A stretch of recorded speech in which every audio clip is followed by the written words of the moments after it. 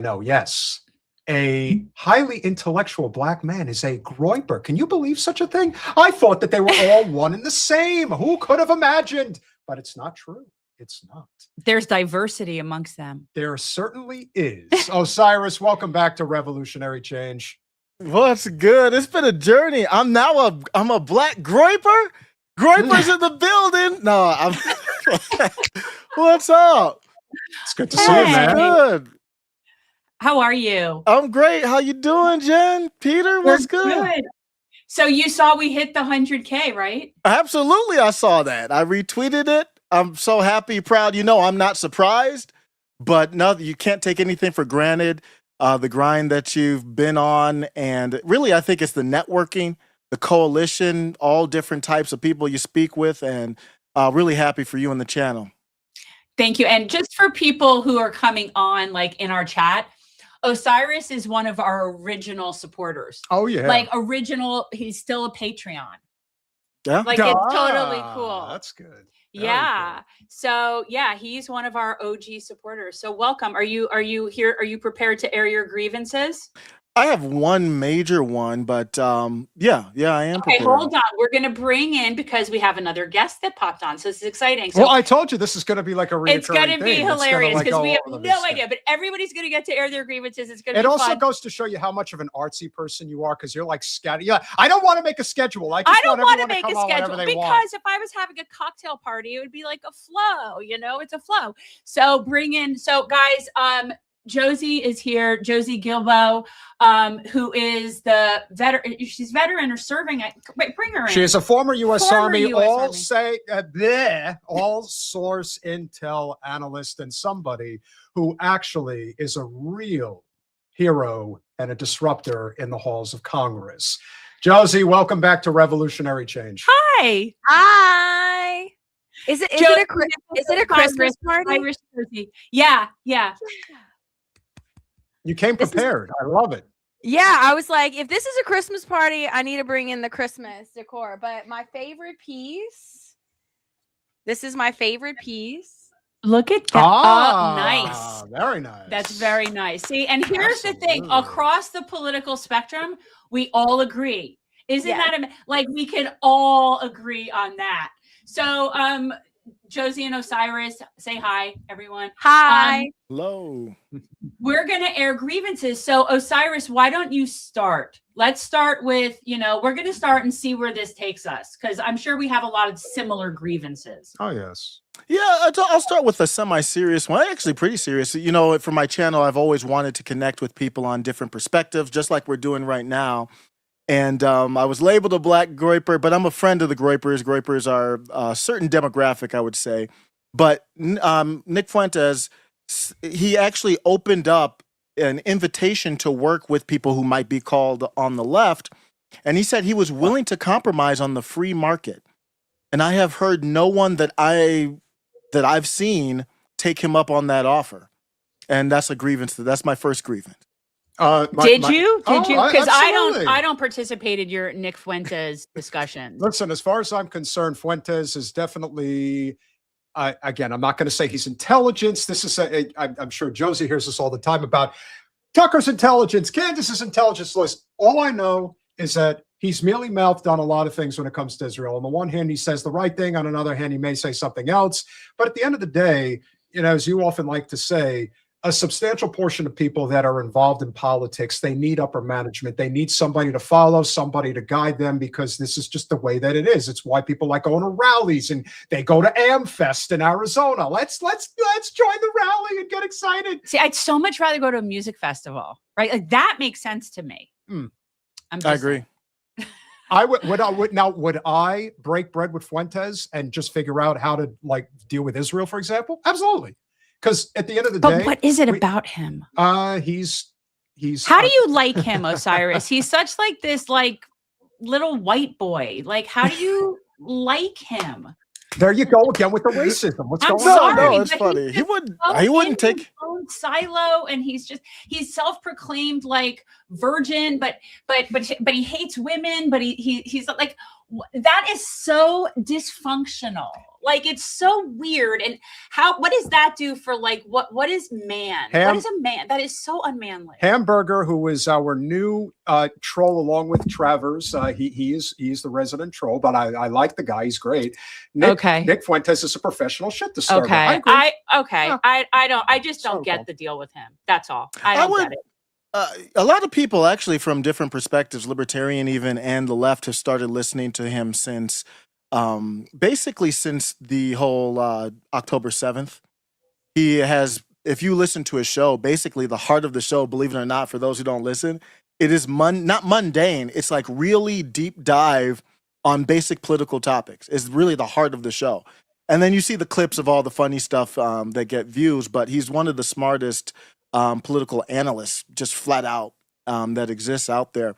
But I think all the stuff that's happened has pushed me closer to faith, to my, like, how do I view like religion and faith and Christianity, and the way that he speaks on that resonates with me. I know he comes across as he hates women. That's not true, but I don't blame people who don't know. He's terrified of women. I think he definitely doesn't think. He has made it very clear he doesn't want women to vote. But to your point, I would also sit down at the table with him, and as someone who is a follower of Jesus Christ, he sat at the table with the worst sinners. He sat at the table with the murderers, with the promiscuous women, with people who were the undesirables, because that's where the real work is. And if you don't want to preach to the choir, and if you want to bring like a solid force of love and humanity into this world, the people you have to sit at the table with are not going to be the ones you're preaching to the choir. It's going to be the ones who you have to have those hard conversations, meet them where they are, and plant seeds. So I would totally sit at the table with him, because he needs more people like us that's here right now in his life to bring him, further along to encompass all of humanity. But so to your point, if we are true Christians and want to practice what Jesus teaches, we will sit at the table with him.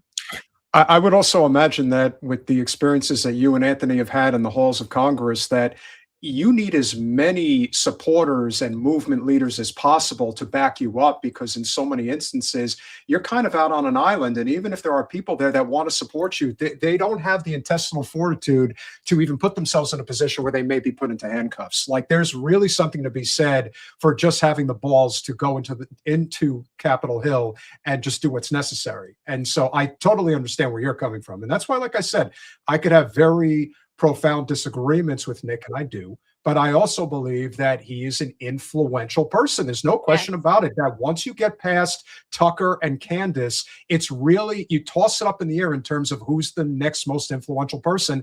And if he told me it was Fuentes, I wouldn't be able to argue that point. I think it's probably very valid. Absolutely. Okay, so we have a new person coming in. So Osiris, is that like your main grievance? And then we're going to invite Mel in, and we're going to get to Josie's first grievance. And then we will continue like a round robin. So guys, we have half of, and I always forget the name. Previously Prohibited Podcast. We have half of the team of Previously Prohibited Podcast. You know the Crazy Village lady, because she is if there is a whisperer on X, if there is a true whisperer on X that even the biggest accounts are like, yeah, whatever that lady's saying, that's who I'm backing. Mel, welcome back to Revolutionary Change. Hi guys, thank you so much for having me. Okay, so we're starting to go around and share grievances, and Osiris shared his grievance, and we're going to go in order. So Josie, let's hear like one of your grievances. Okay, I'm going to say this as a white person, because it needs to be said. Okay. This past year, we're ending out 2025. And this past year, the most frustrating thing has been the white liberals.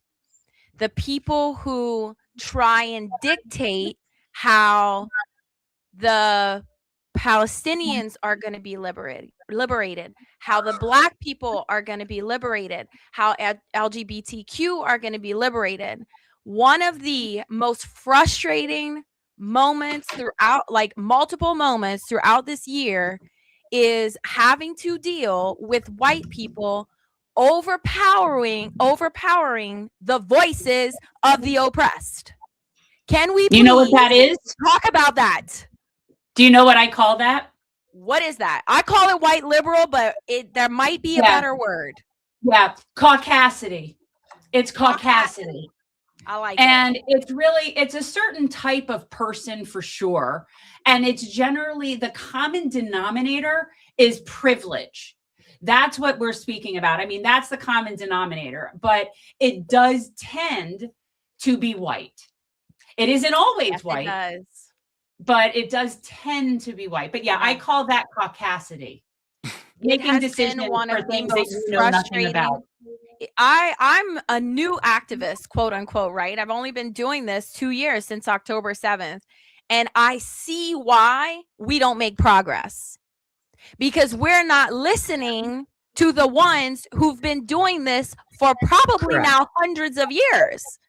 Let's listen to the people who have been fighting oppression for generations on generations. And you're a support person. You're helper. I tell people my role, helper. I'm support. Where do you need me? And what do I need to amplify? Because I'm not fighting for me. I'm fighting for you. So you tell me what you need me to do. That has been one of the most frustrating things. And I am going into this new year calling people out, because I avoid conflict. I avoid confrontation. I just like that Bart Simpson meme where he just like disappears into the bush. As soon as things start, I'm like, not me. No, this year, this is the year. I'm calling people out. So be prepared. That's awesome. No, I appreciate that. No, it's good. And you know what? Quite honestly, for the fact that you've only been doing this 2 years, that's very astute. It took me a lot longer to really see that pattern. So yeah, granted, we're on like hyperdrive now that we're watching a Holocaust in real time, but so I feel like everything is accelerated. But so yeah, I got to interject a little bit. So I totally get what you're saying, and I do agree that it's almost always a point of privilege that if you're on the right's been bitching about liberal white women forever. Like that's like the number one boogeyman on the right. They love to beat up on some liberal white women, which I think some of it is definitely earned. But I would say that I think that white people, especially white women, we should recognize the strengths that we have, the access to certain areas of privilege that we have, and we should use our position in our access to those levers of power to advocate smart and responsibly. So that's what I say, okay, I'm this white woman. I don't want to say it's not like I'm rich or anything like that. It's not like I have all this access to power, but I do have this little bit of platform. So let me use it the best way that I can to advocate and to elevate voices who wouldn't maybe necessarily have access to some of the audiences that I have access to. That I know that makes people uncomfortable because it sounds a little bit snooty and whatnot, but it's like, look, I just realized what I got, and I'm going to share the wealth wherever I can. Do you know what that's a good called? campaign slogan? White people advocate and elevate. Yeah. I took this training course that the Lakota Sioux from that were the ones that like organized Standing Rock rather.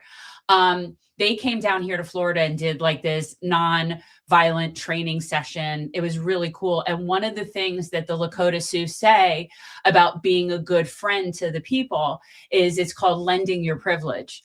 And that always stuck with me. So, but that's exactly what we do. So you lend your privilege, and that's what you're saying. Yeah. One of the biggest problems in political circles, especially if you've been around, various campaigns and just events and things like that, especially as you allude to the liberal side of politics, is people want to be seen and they want to be heard. And taking a step back is a very hard thing to do. But if you have the knowledge and the understanding, like for people like myself and Jen, I can easily stand in a room and not say a word for 2 hours. Because sometimes you have to accept the fact that there are people who just simply want to be in the spotlight. They want to be noticed and all of that. Erica Kirk. But this is just part of what politics has become. And in my opinion, it's warranted if it's for a cause that matters. If it isn't, then you're just wasting time. And the one thing we learned, especially down here in South Florida, it's a circular firing squad. Like, you're wasting your time if you think you're getting anywhere in these types of groups. However, I think we can all come to the same conclusion, is that elections matter, but in the grand scheme of what we're trying to accomplish right now, they don't mean anything. This is all about a movement that we're trying to advocate for serious fundamental change.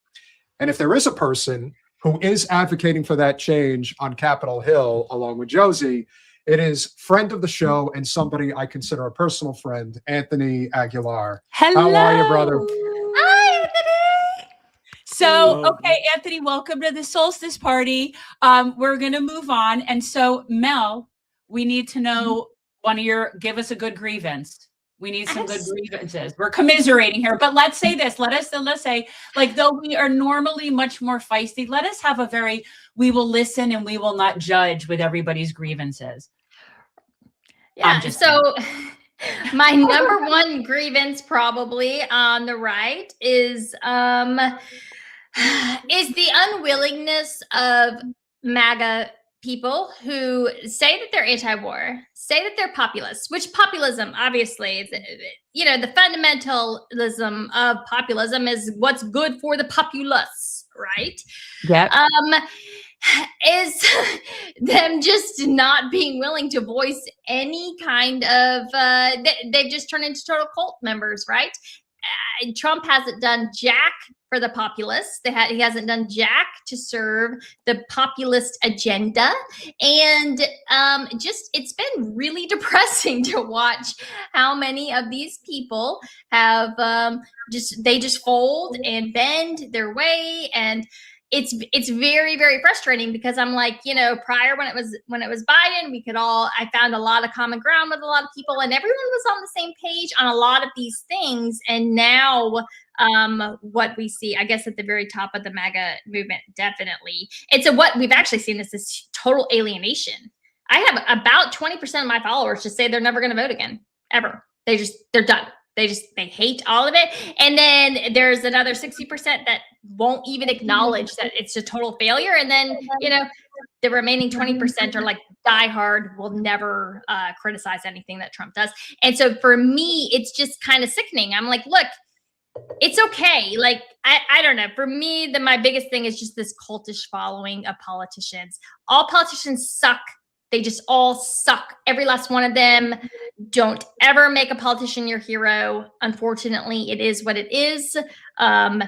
And yeah, so I guess for me, just watching what I thought were pretty strong populists, watching them fold in this kind of really grotesque way, even though I know, like, a lot of your listeners probably don't agree with a lot of the stuff that, I don't know, a lot of the populist agenda of Trump, but I think they probably do agree with a lot of the populist agenda of Trump, but it's just been such a disappointment. And I don't know if you saw earlier today, there was a New Yorker article, I believe it was, where he's just literally just selling access to the White House in such a really, I know it happened before in the last term, but it is like on steroids now. Like, you want access to Trump? $2.5 million. Well, he's literally selling the country for parts. He's selling it's absurd. It's absurd. So, okay, so that's a good grievance. But I feel like it's also, again, a very universal bipartisan grievance. I think we see that in every direction, what you're talking about, the cult of personality shit that you see. And it's more like cult of identity, like on the left. But yeah. You made me think of something. This was sort of my surprise. So guys, we're going to have a little bit of fun. I made a graphic, and throughout the night, we're going to have a poll, and I'll pop it up every once in a while. And we'll put out a poll at the end, and you guys will vote on which is your favorite. Where is that thing? Oh, here it is. So guys, what is the deal? What does that mean? The little donkeys. This is Ben Shapiro on quote unquote. Oh my God, number two. Okay, guys, wait. So Okay, I'm sorry. we're gonna put out a poll at some point, Colin, if you will, and we'll wait a little while, and then we'll put out the poll, and everybody will vote for 1, 2, or 3 as their favorite, and that will be just something I thought we would have some fun with. I'm sorry, I can't help myself. Oh, with he that. is little Napoleon, that's for sure. Okay, there is. I probably wouldn't sit at a table with him. Oh no. He sits at the children's table. I'm so gonna leave not that to worry. Anthony. Yeah. Anthony's a little bit stronger in his Catholic faith as a Christian. Anthony, I'm gonna leave you for the table with Ben. Okay, I can't We'll let fathom you have how Adam you would not- first. Anthony, how would you not pummel him? Like how other than he'd be so pathetic. Like it's one of those like he's so pathetic and mealy. It's almost like low-hanging fruit. First of all, you're not supposed to make inappropriate anti-Semitic pictures of me. All right, that is really, really not right. Okay, did you not hear what I said the other night at AmFest? Haven't you learned already that I'm always going to win, no matter how tiny a man I am? Don't you understand? I'm telling you, he's like in that in-between period where he's stuck trying to hit puberty, but he can't quite get there. Like that's why, like you said, he paints the goatee on himself. Well, it's either that or it's like poo from Betty Hoo-Hoo's butt. Tony, He what's your is- top? What is your top grievance besides Ben Shapiro or Lil Ben Shapiro? And that's just once, twice Oh, yeah. actually. He's Go ahead. he's absolutely disgusting and just pathetic. I really don't see how there's anyone that follows him, even if they do agree with his distorted views of reality, how you can follow him and just, I mean, he's gross. That's the only word I can think of it. But yeah, the airing of grievances. So, I got a Yes. lot of problems with a lot of people, and now they're going to Yes, hear well, about it. let's start with one. Let's start with a big grievance. And by the way, everybody feel free to chime in, again, but we listen and we do not judge. So I'll say, to I'm Donald, reading the comments. Ton of judgment. I should not have Okay. opened the comments. All right, so if he's 6 feet tall, he's got to wear lifts. He's got to wear lifts. He's actually tall. He is a tall guy.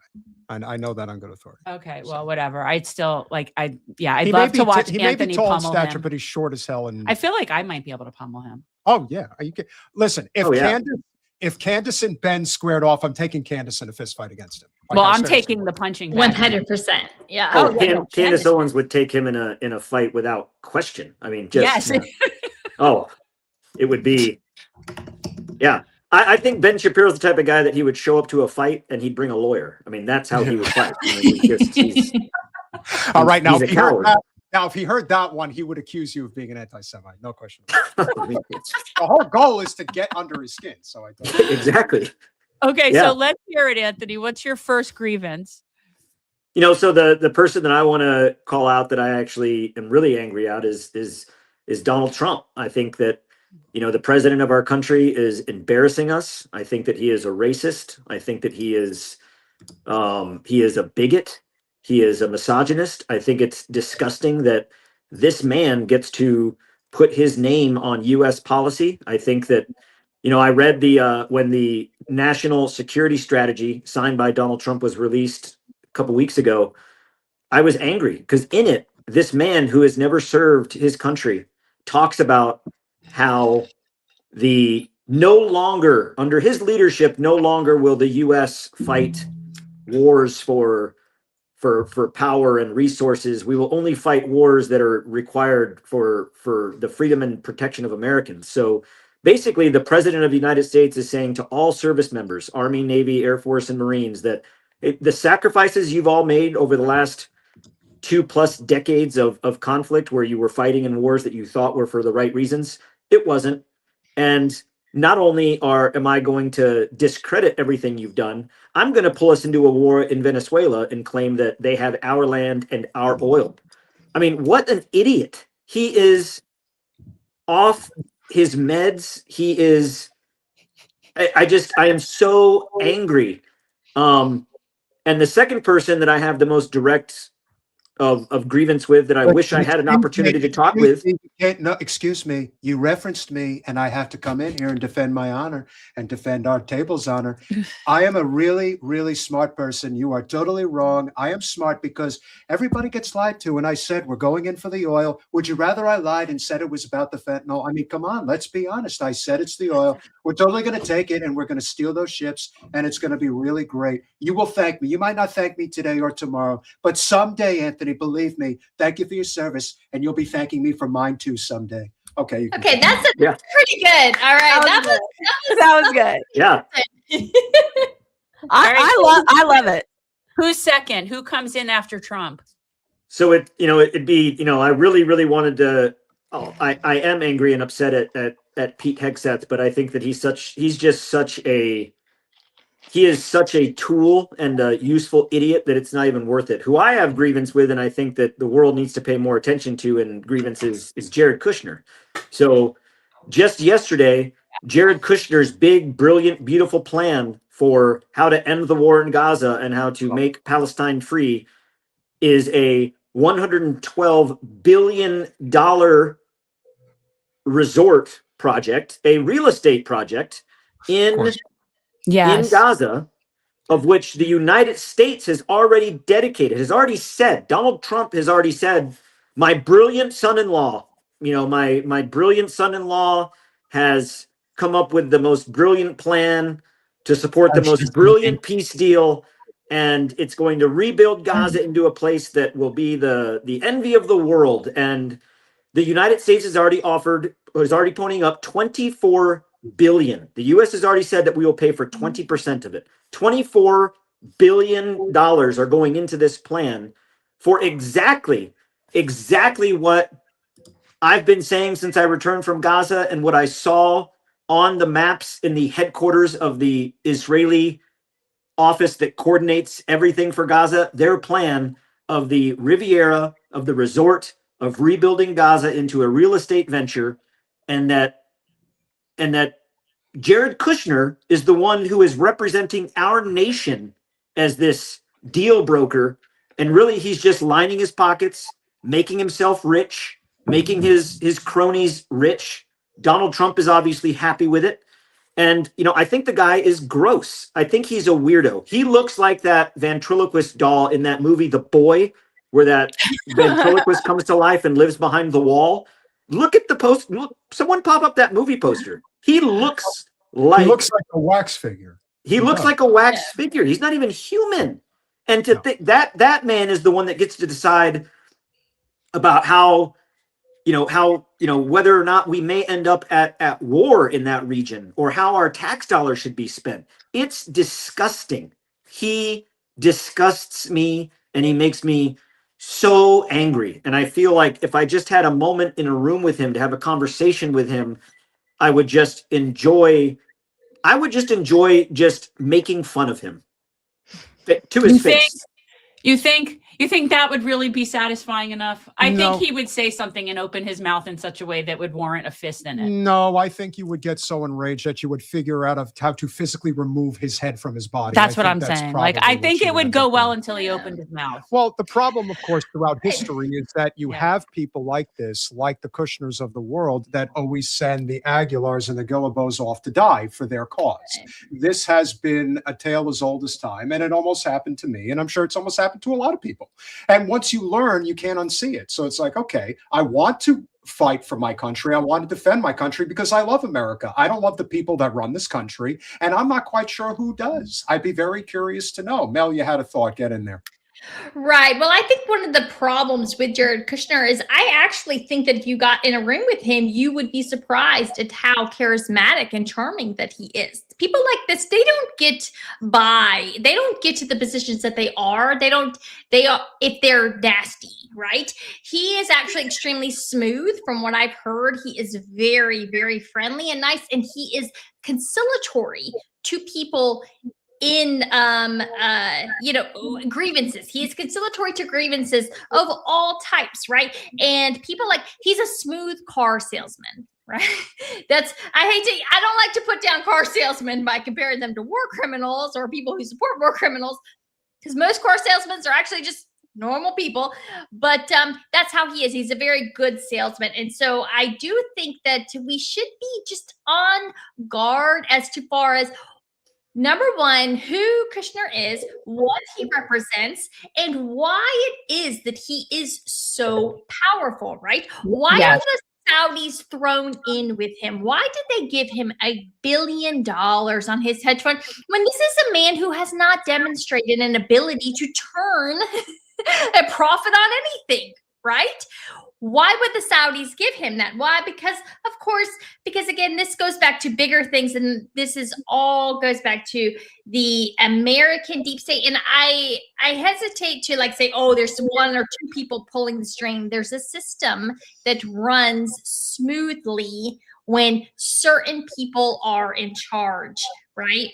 Yeah, I think I think his family probably goes back to like Rothschild connections. Like I think that he's one of those types of people that it goes back like that. He absolutely is, but I hesitate to, because I do think that there is especially on the right, well, I don't know, maybe on the left too, there is a hesitation to, of course, they call it the JQ, right? The Jewish question, like the Jews run the world thing.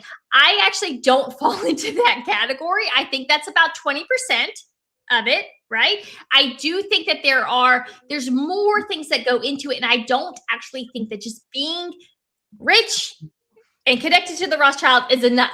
I think you need more, right? And so I'm always interested in that. Like, what is it actually that's driving this real power? Like threats or blackmail. Usually, it's usually threats or blackmail. Wait, before we go on, something else. Yeah, we're bringing in another person who's going to join us and file grievances. And again, we all listen and we do not judge. Okay. She is the host of the Savvy Sabs podcast. Oh, Sabrina wow. Salvati. Welcome back to Revolutionary Change. Hi. Hi. Hello. Happy end of 2025. Final What game. a year. Feels like It's 20 been- years. It's been a year. I'm ready yeah. for 2026 now. Okay, so should we bring in Harvey before we go? Yeah, I mean, listen, how many more spots can we fill on the Not, checking I mean, board? it's don't pretty know. We're much, gonna I mean, it's find amazing. out. I don't care. Like, I really threw this out there very hippy dippy. I'm like, you know what? We're going to do it like a solstice. Blame Jen. Yes. Oh, you want to? I didn't touch anything. No, Colin probably did that. Okay. Well, no, when I just didn't want people to feel like committed to any particular time. And I thought people can come, they can go, they can file a grievance. I don't The know. only thing that's missing from this, honestly, at this point, is the Yuli log. We need the Yuli log right in the middle. a where Yuli log? Well, you know, like everybody's like, it's called the Yule log. oh, Yule log? Oh, whatever. I Like have gather no idea around what the that camp- is. Yeah, You don't know what a Yule log is? No. gather around the campfire. Okay, so a Yule, well, Yule is really the time of the season. This is the Yule, like it's pagan, and it has to do with this. Today is the solstice, and a Yule log is what people would burn, and you would throw in like the negative stuff. We would write it down and throw it in the fire, and you burn the Yule log, and you have the Yule log cake, and the Yule log represents the season. Anthony, pagan. do Catholics do that? Well, I don't don't think I've know, but there's definitely I don't think I've elements ever of that experienced okay. So there's But I definitely like it. elements of that in Christianity and Catholicism. They adopted a lot of it because the birth of Jesus, I believe, was really sometime in spring, but it wasn't Summer. as popular summer. Okay. And so they needed to attach it to something to make it really catch on. And so Pretty a lot sure it of was is September. September, is that it? Well, that I technically believe counts. so. Yeah. Right, Well, so that's also true. that counts Yeah. as all I heard Christmas somebody stuff. going off saying that it had to have been in the springtime because of what they were doing with the herding and the flocking. What do you want I me to don't say to know. Harvey? Whatever he wants, Okay. however he wants to do it. Good. But point being, it's the solstice, and the reason that there's a Christmas tree is not because of Jesus, right? Like it's from pagan ritual. Just like there's not really a bunny and an egg really has nothing to do with Easter either, but yet there it is. Hmm. So anyhow, okay, we're Well, gonna, I got to add, yeah. but because of interpretation of separation of church and state, the Christmas tree and of course the bunny at Easter have actually taken on more prominence in terms of celebration because of that, because the court decided you can't have the nativity tree to represent Christ or Christmas It shows favoritism. So that's actually, it started in the late 70s where they really started to push that Christmas tree and that Easter because it kind of, or that banner because it got around those kind of limitations. Sorry. I Right. said- No, it's okay. It's all good. Yeah. But it makes Sad. sense. It does help make sense of things. Savvy, what is your top Grievance. grievance of 2025? Oh my God. Long list. I know this has been a crazy, crazy year, especially for news cycles.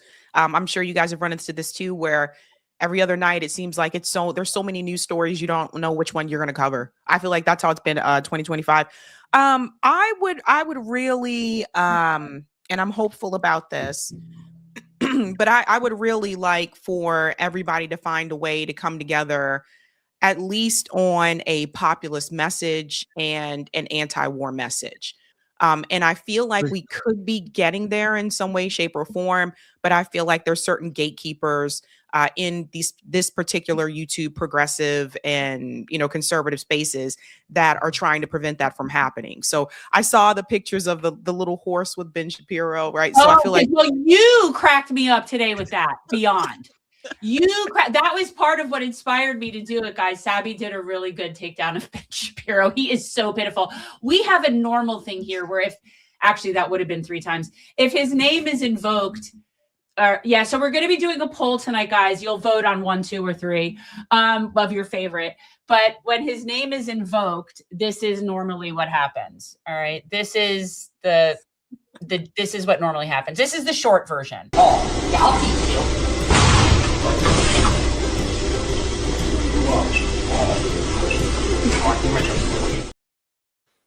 Is that's what so and then there's a longer version, but Ben is a favorite here and it never gets old. Him in the bag, it never gets old.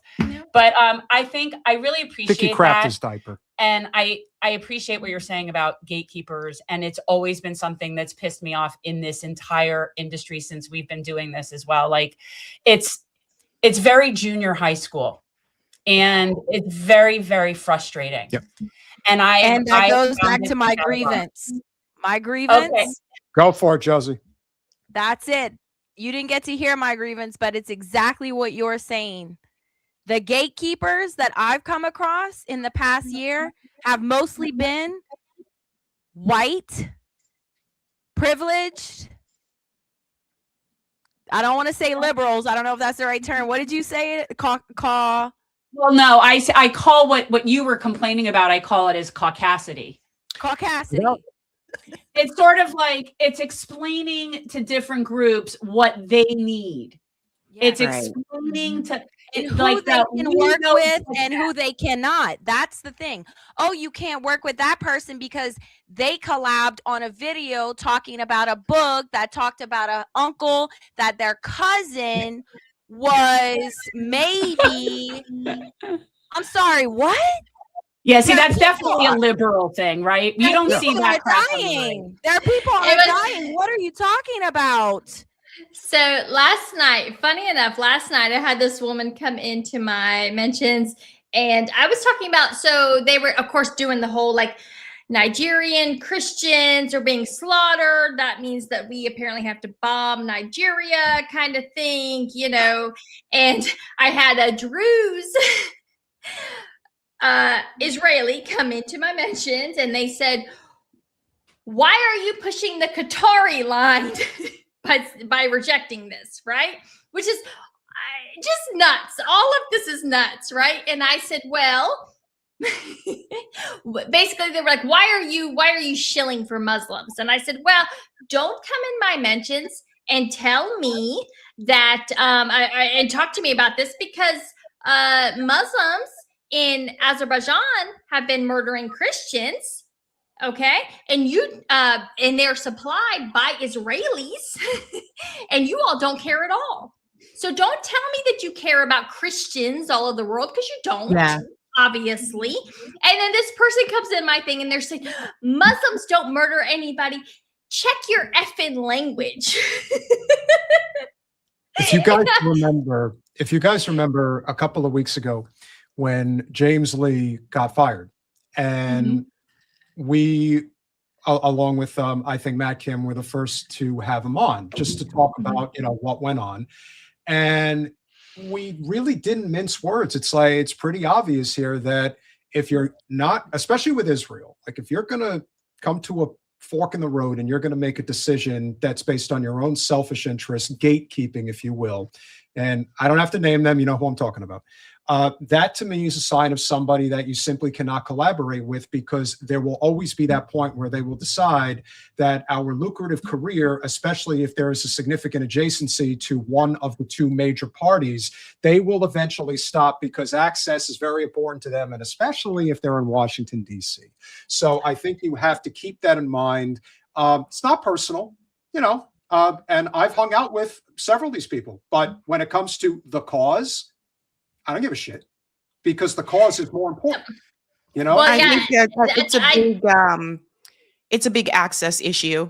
It's unfortunate what happened to James. I had James on my show about a year ago, and I thought he was doing really great work back then. But it's unfortunate. There's some people that have decided that they want to have access to politicians. We also have the midterms coming up, 2026. So I'm sure that they're going to try to get access to people that are running in the midterms. And then, of course, the ultimate goal is to get access to the presidential candidates in 2028. And I think some people have decided that they don't want to associate with certain people, regardless if they're doing good work or not, because that may threaten their chances of having access to certain political candidates, right? So I think that that's what it really is. But then at that point, I think you just have to ask this question, like, is it independent media, or are you trying to be like mainstream media? Exactly. Oh, well, I mean, Right. listen, I think that is a huge cog in the equation, but it's almost like, why do you want to talk to these presidential candidates, especially if there's conditions attached to them? I'm not saying that it would have made any difference, because I think Trump ultimately would have won no matter what. But when Kamala was running, there were conditions put on everybody. There was no open conversation. You couldn't just say what was on your mind. Well, she can't hold a conversation. But I would say that the same is true. And that's fair. But I think the same could be true, especially because the person who I do believe, despite the fact that a lot of people think AOC is going to run on the Dems side, I think the person who's going to carry the torch in terms of the so-called progressive lane, if there's even one that exists, which Whatever. I don't think does, but that is going to be Ro Khanna. And if he's going to do it, he probably has at least somewhat of an understanding that if you do not conduct yourself in a completely transparent way, the door's already shut before it even begins, because the Democratic establishment is going to get behind Gavin Newsom. That is painfully obvious, and that is, Good luck with that. Okay, I just want y'all to know that so prior to all of this, my niche was campaign finance. Okay. I have been holding on to a Newsom thread. I've been holding on to it. I have a whole folder. It's I can't wait for him to run and get taken down. All right. honey bunny, you don't even know. We're going to rotate around.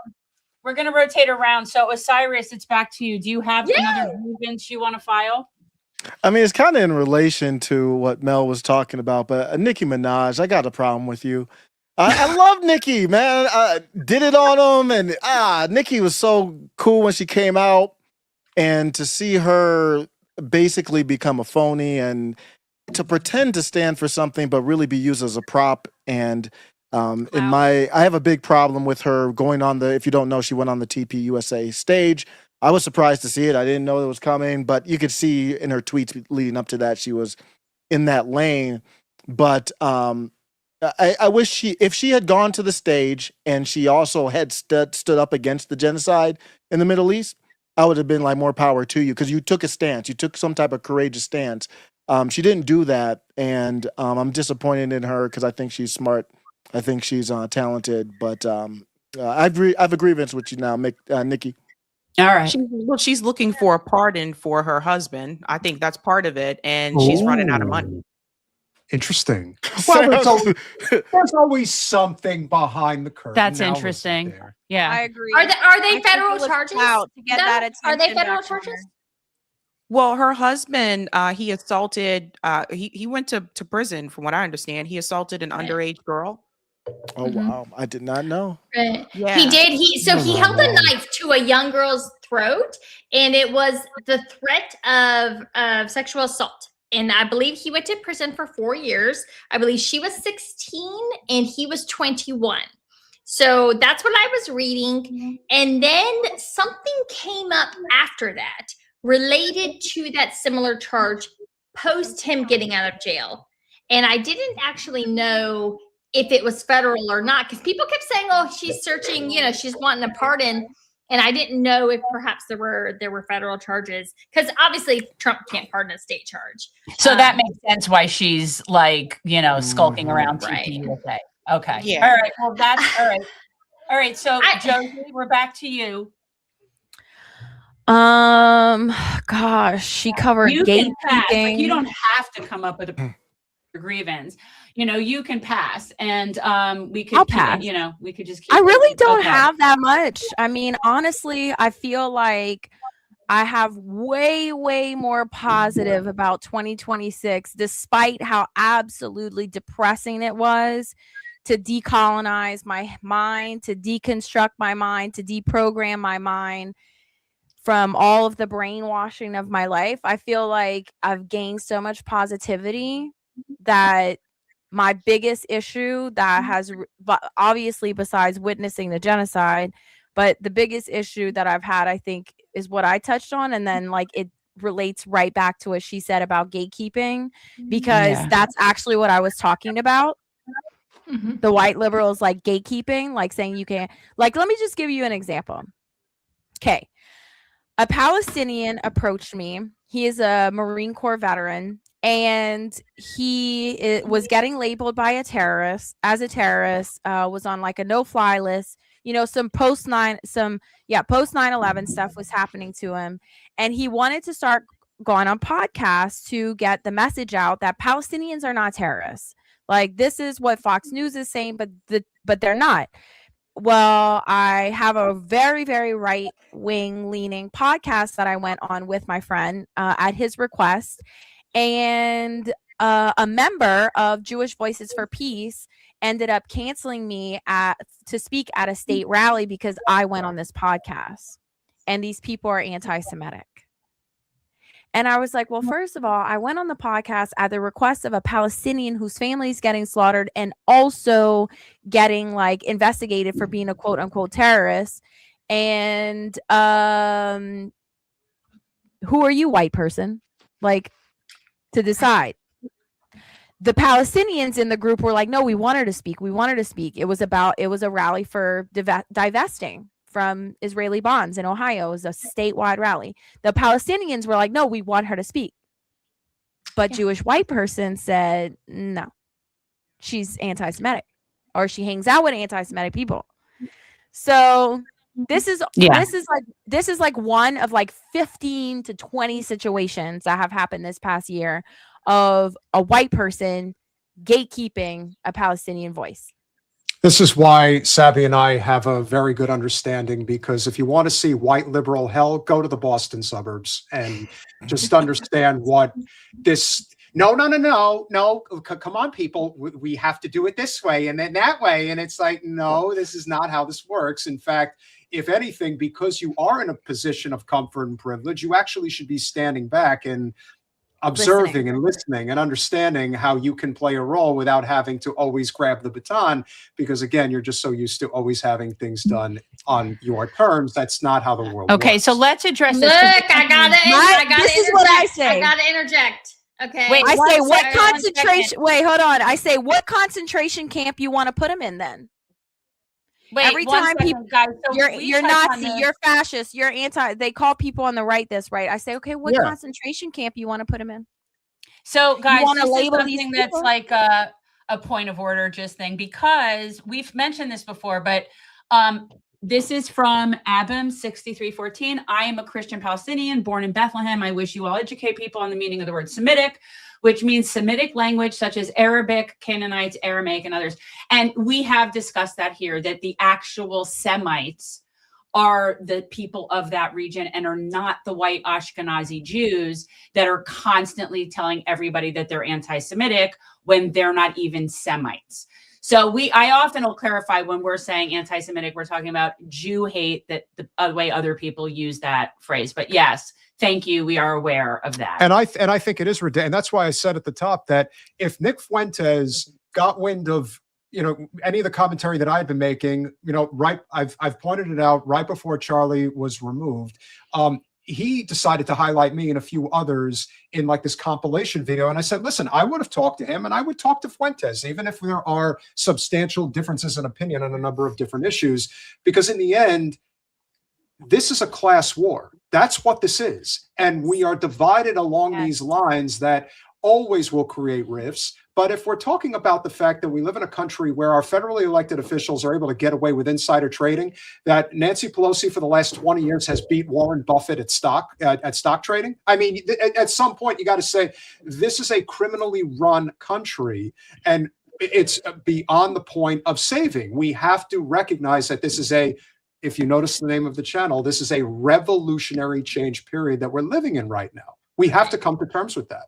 And it's only going to get worse unless, as Sabby has pointed out, as a lot of us point out, we have to collaborate. Like, it is essential. Look at the diversity of this panel, though. You know what I'm saying? Like, this is really interesting, right? So it's like, and we all here agree on a lot of things. We really do. Yeah. I try to always bring that app back, but I will push back a little bit because, no offense, Jen, I do feel that there is a difference between like your white Christians who are sympathetic to Palestinians and then your Jews who are sympathetic to Palestinians, right? Because there is a strong presence of Jews who they don't want, and I get it. Like, I totally get it that you don't want to be, you're Jewish. You don't want to be labeled with all these like people who are literally like cheering on a genocide. I totally get it, right? But I do think that you need to recognize that if you are, number one, you are Jewish and you are advocating, hey, no, you can't have this person on your podcast or you can't associate with this person because they said something that was quote unquote one time anti-Semitic or two times anti-Semitic. I don't know. I don't actually care, to be quite honest with you. We're literally watching a genocide unfold in front of us. We have Lindsey Graham, who again claims to, he's a Christian. All right. Now I will beat the shit out of Lindsey figuratively online all day, every day, as he advocates under like, oh, I'm a Christian Zionist. Oh, look at that sweet baby. Yeah. and so I will like advocate, again, I'm literally ready to figuratively kick the shit out of him because of what he says in the name of Christianity, and I feel like we need more Jews to say, no, actually, you're advocating on the part of Jews, and that's actually not what we're about. And no, and not kind of like blended in. Does that make sense? I don't know why. Like an asshole? Did I say something otherwise? No, you didn't. You didn't at all. And I don't know why I said that. I shouldn't have singled you out. Because it was the Jewish Voices for Peace. Right. No, because it was the Jewish Voices for Peace white person that overshadowed the Palestinians. I guess I just look a lot like them. No, but I know in fact that you are Jewish, and I don't want to like. I have so many wonderful Jewish people that follow me, like strong advocates that, number one, don't ever get offended at anything I say. They don't call me an anti-Semite or anything like that and whatnot. So I'm like always like protective. I'm like, I'm not trying to like, I want to, but I'm also very conscious of that. Like, I don't want you to think maybe it's that I've been attacked so much. I've been like beat down to like, you are an anti-Semite. And I'm like, really not. Well, I'm a self-loathing Jew, so it's nice to meet you. It is what it is. It's like, actually, I don't have any hate in my heart. I'm just telling you what it is, what I see, what I observe.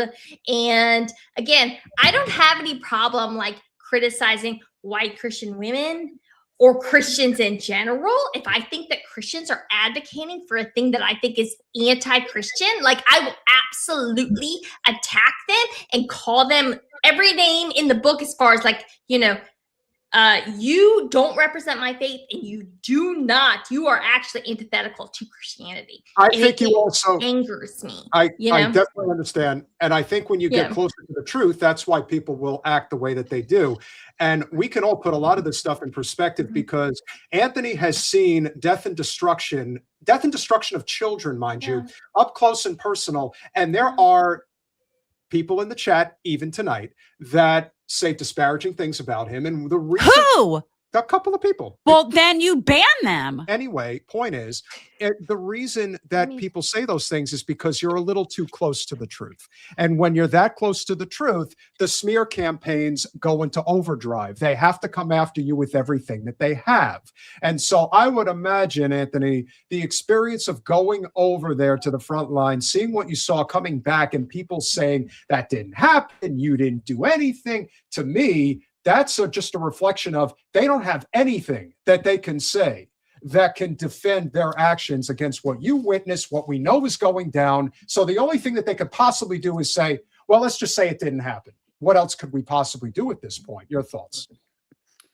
Well, yeah, I one of my biggest, well, first thing I'll say is that Josie is being humble with her airing of grievances. She and I, last time we were in DC, we went to the Dewdrop Inn to get a drink, and she aired some grievances. Afterwards, I had to go to confession. I mean, I was the things that I heard. But yeah, to those out there that would question what I witnessed in Gaza, but to question what not only myself, but what others have witnessed in Gaza, doctors, aid workers, to include, there are members of the IDF who themselves have admitted to and have said what has happened.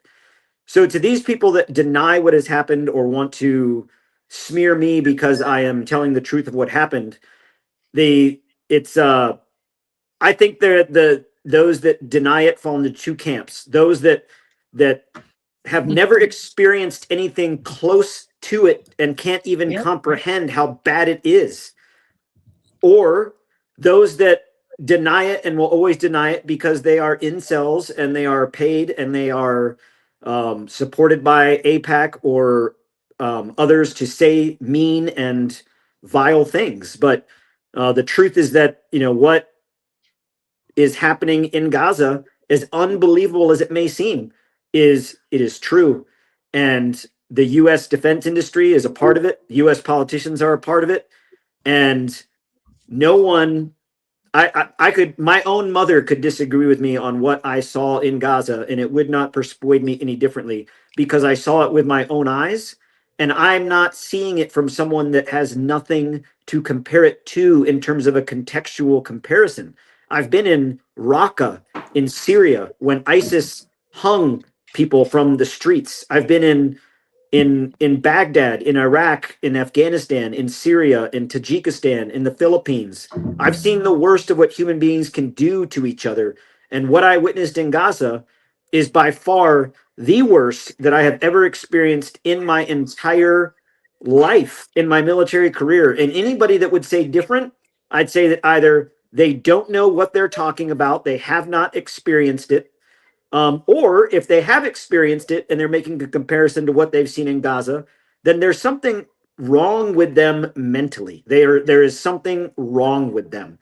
But I think the majority of people fall into the camp of they don't know what they're talking about, because very few people on the outside have been into Gaza and very few people have seen what is actually happening with their own eyes, not through media reports, not through someone told them, not from what they heard, but have seen it with their own eyes up close and personal. And out of all the people that have, very few have been to those GHF sites that saw what I saw. And the rest of those folks that were there with me at that GHF site, another grievance I have is with the Infidels Motorcycle Club. That's who the rest of the country wants to believe is the Infidels Motorcycle Club, a group of folks who call themselves infidels, who stand for crusading and the Pope's edict of 1095 to invade the Holy Land, who celebrate the killing of Muslims as sport. That's who all these people want to say they believe. Well, you can believe them all you want. That talks to your credibility far more than it does mine. Yeah. And by the way, if I see anybody talking shit about Anthony in the chat, you be gone. Like, don't be ridiculous. Bye. And Yeah. I want Bye. to ask you Bye. all, the one thing I would say that really came to fruition in 2025, and they have really kicked this into overdrive, but I don't think it's working, at least nowhere near the way that it used to. Anti-Muslim bigotry used to have a place. It still does in almost every politician and every what you would call independent or corporate media talking head adjacent to one of the two major parties. They will still go down that road of speaking ill about whether it is Muslims outright or just jihadists, if you will. But I'm finding that talking point is not landing the way it used to. I'm finding that is not Only with bots. I think that now there are bot farms. Yeah. Well, you And said I bot don't think farms. they have to pay people, but and There that are was something that there are Ben literally Shapiro bot got called out farms for. that make these Islamophobia comments underneath, like, okay, this person's gonna post this, and all these like reactions that are against Muslims Yeah. that are, and every time I click them, because I'll be clicking them, it's like 6 followers. Yeah. Random picture. I'm like, oh, They're not real. Mel probably knows that as platform. much as, and Sabs too. The larger accounts, you probably see that all day. Well, Yeah. I Okay, do, wait, and I don't know wait. about. I know Sab. I've seen your stuff. I interact with your stuff all the time. I know you do as mine, and I think you do a very good job. And I try to do a good job of. You have to kind of landscape. Okay. I don't let these people in my stuff. I see your stuff. You're doing some kind of disparaging, sick thing about Muslims. Boom, blocked. Hey, I hide your comment and you are immediately blocked. Immediately. No, you are not allowed to spread your hate. You are not allowed to grift off of my following. Okay. And it's funny. I was talking to my sister the other day and she said, because I love my co-host Janine and she's so sweet, but she's a free speech lawyer, right? So she doesn't like to block people. She gets very about blocking people. No, this is different. We're not a public space. This is Exactly. like my living room. Exactly. This is like my living room. My sister says, Janine's stuff has been showing up in my timeline a lot more, but her comments are so depressing. Well, and I'm like, because she doesn't, and I tell her all the time, I'm like, you have to, because again, she said, when I go into your comments, it's just not like that. There's debate, but she said, but there's nothing disgusting or nasty. And then I go, Right. the hate that is fueled, and my so sweet co-host, who is just God bless.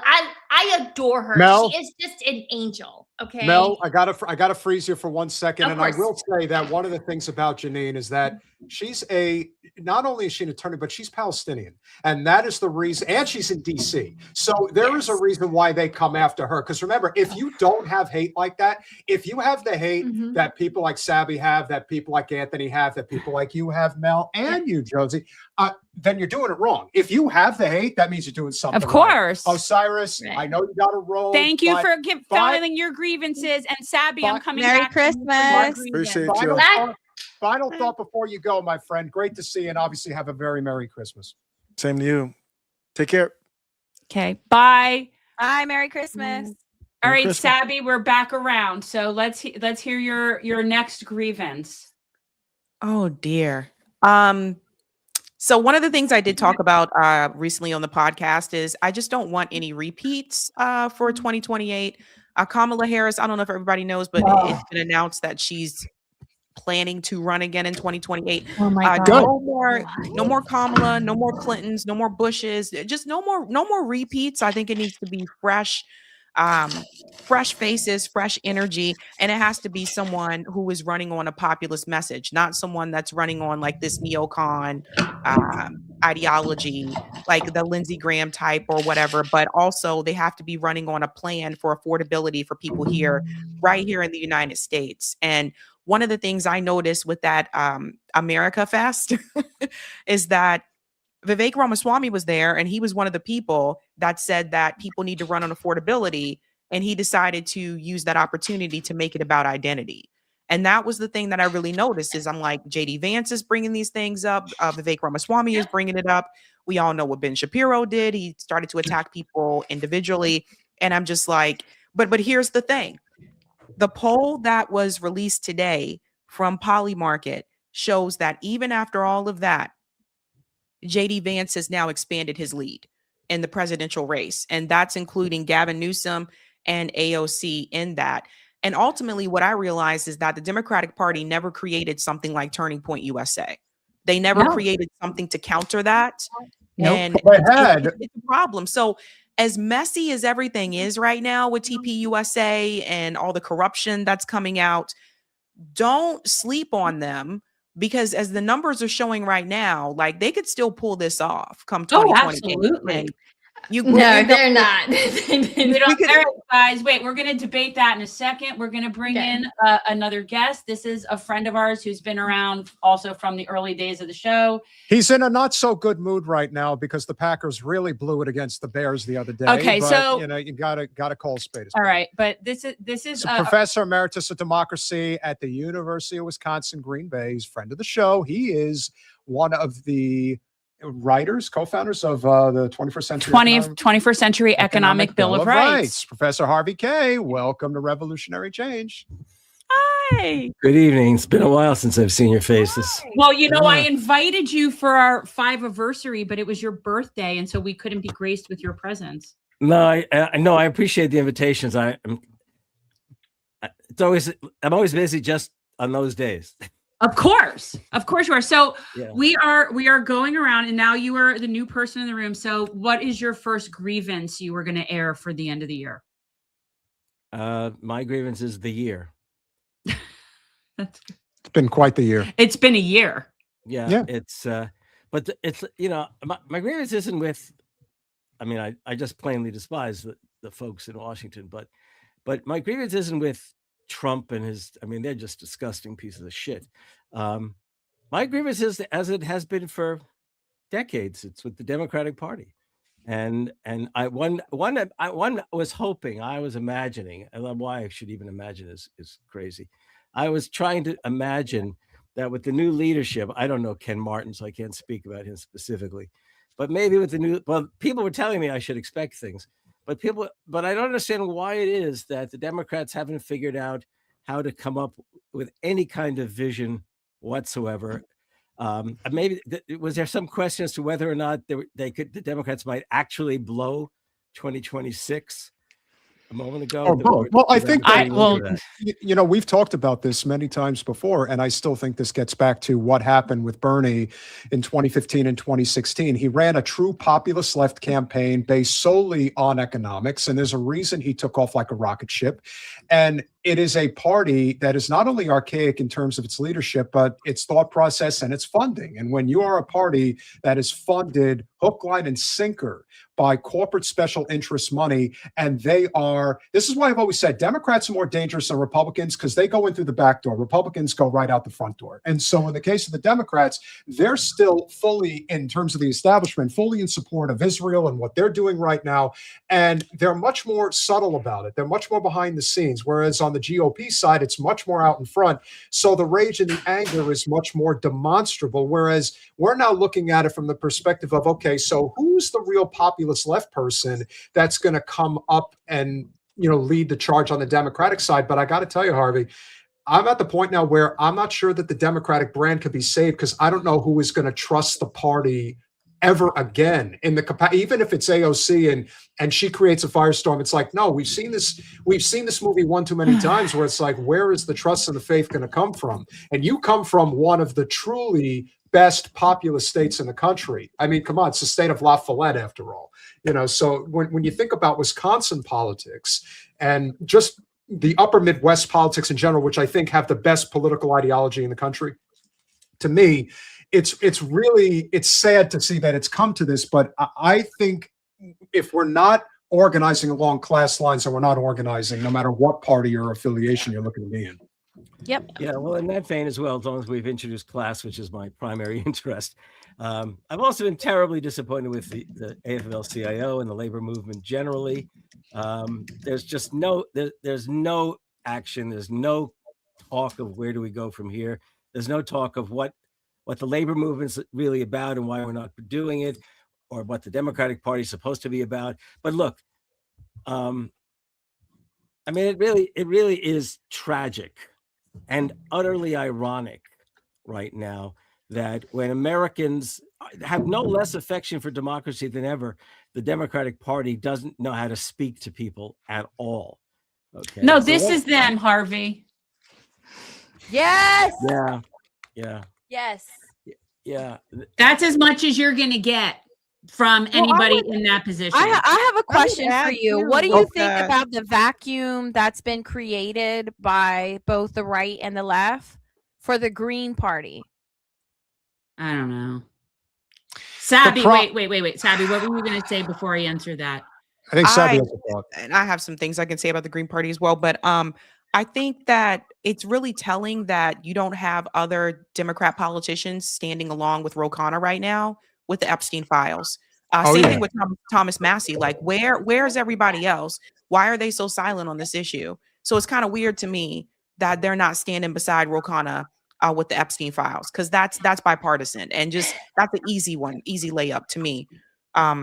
With the Green Party in particular, I think the problem, and I've talked to the Green Party members about this on my show, and I've talked to Green Party candidates about this on my show, is that when I say you have to want to win, I mean that you got to go all out. So if we look at someone like Zoran Mandami, for example, Zoran's campaign, they said they knocked on 3 million doors. Okay, 3 million doors. That's how many doors they had to knock on for a Democratic candidate. So that means that if you're a Green Party, you got to knock on more than that.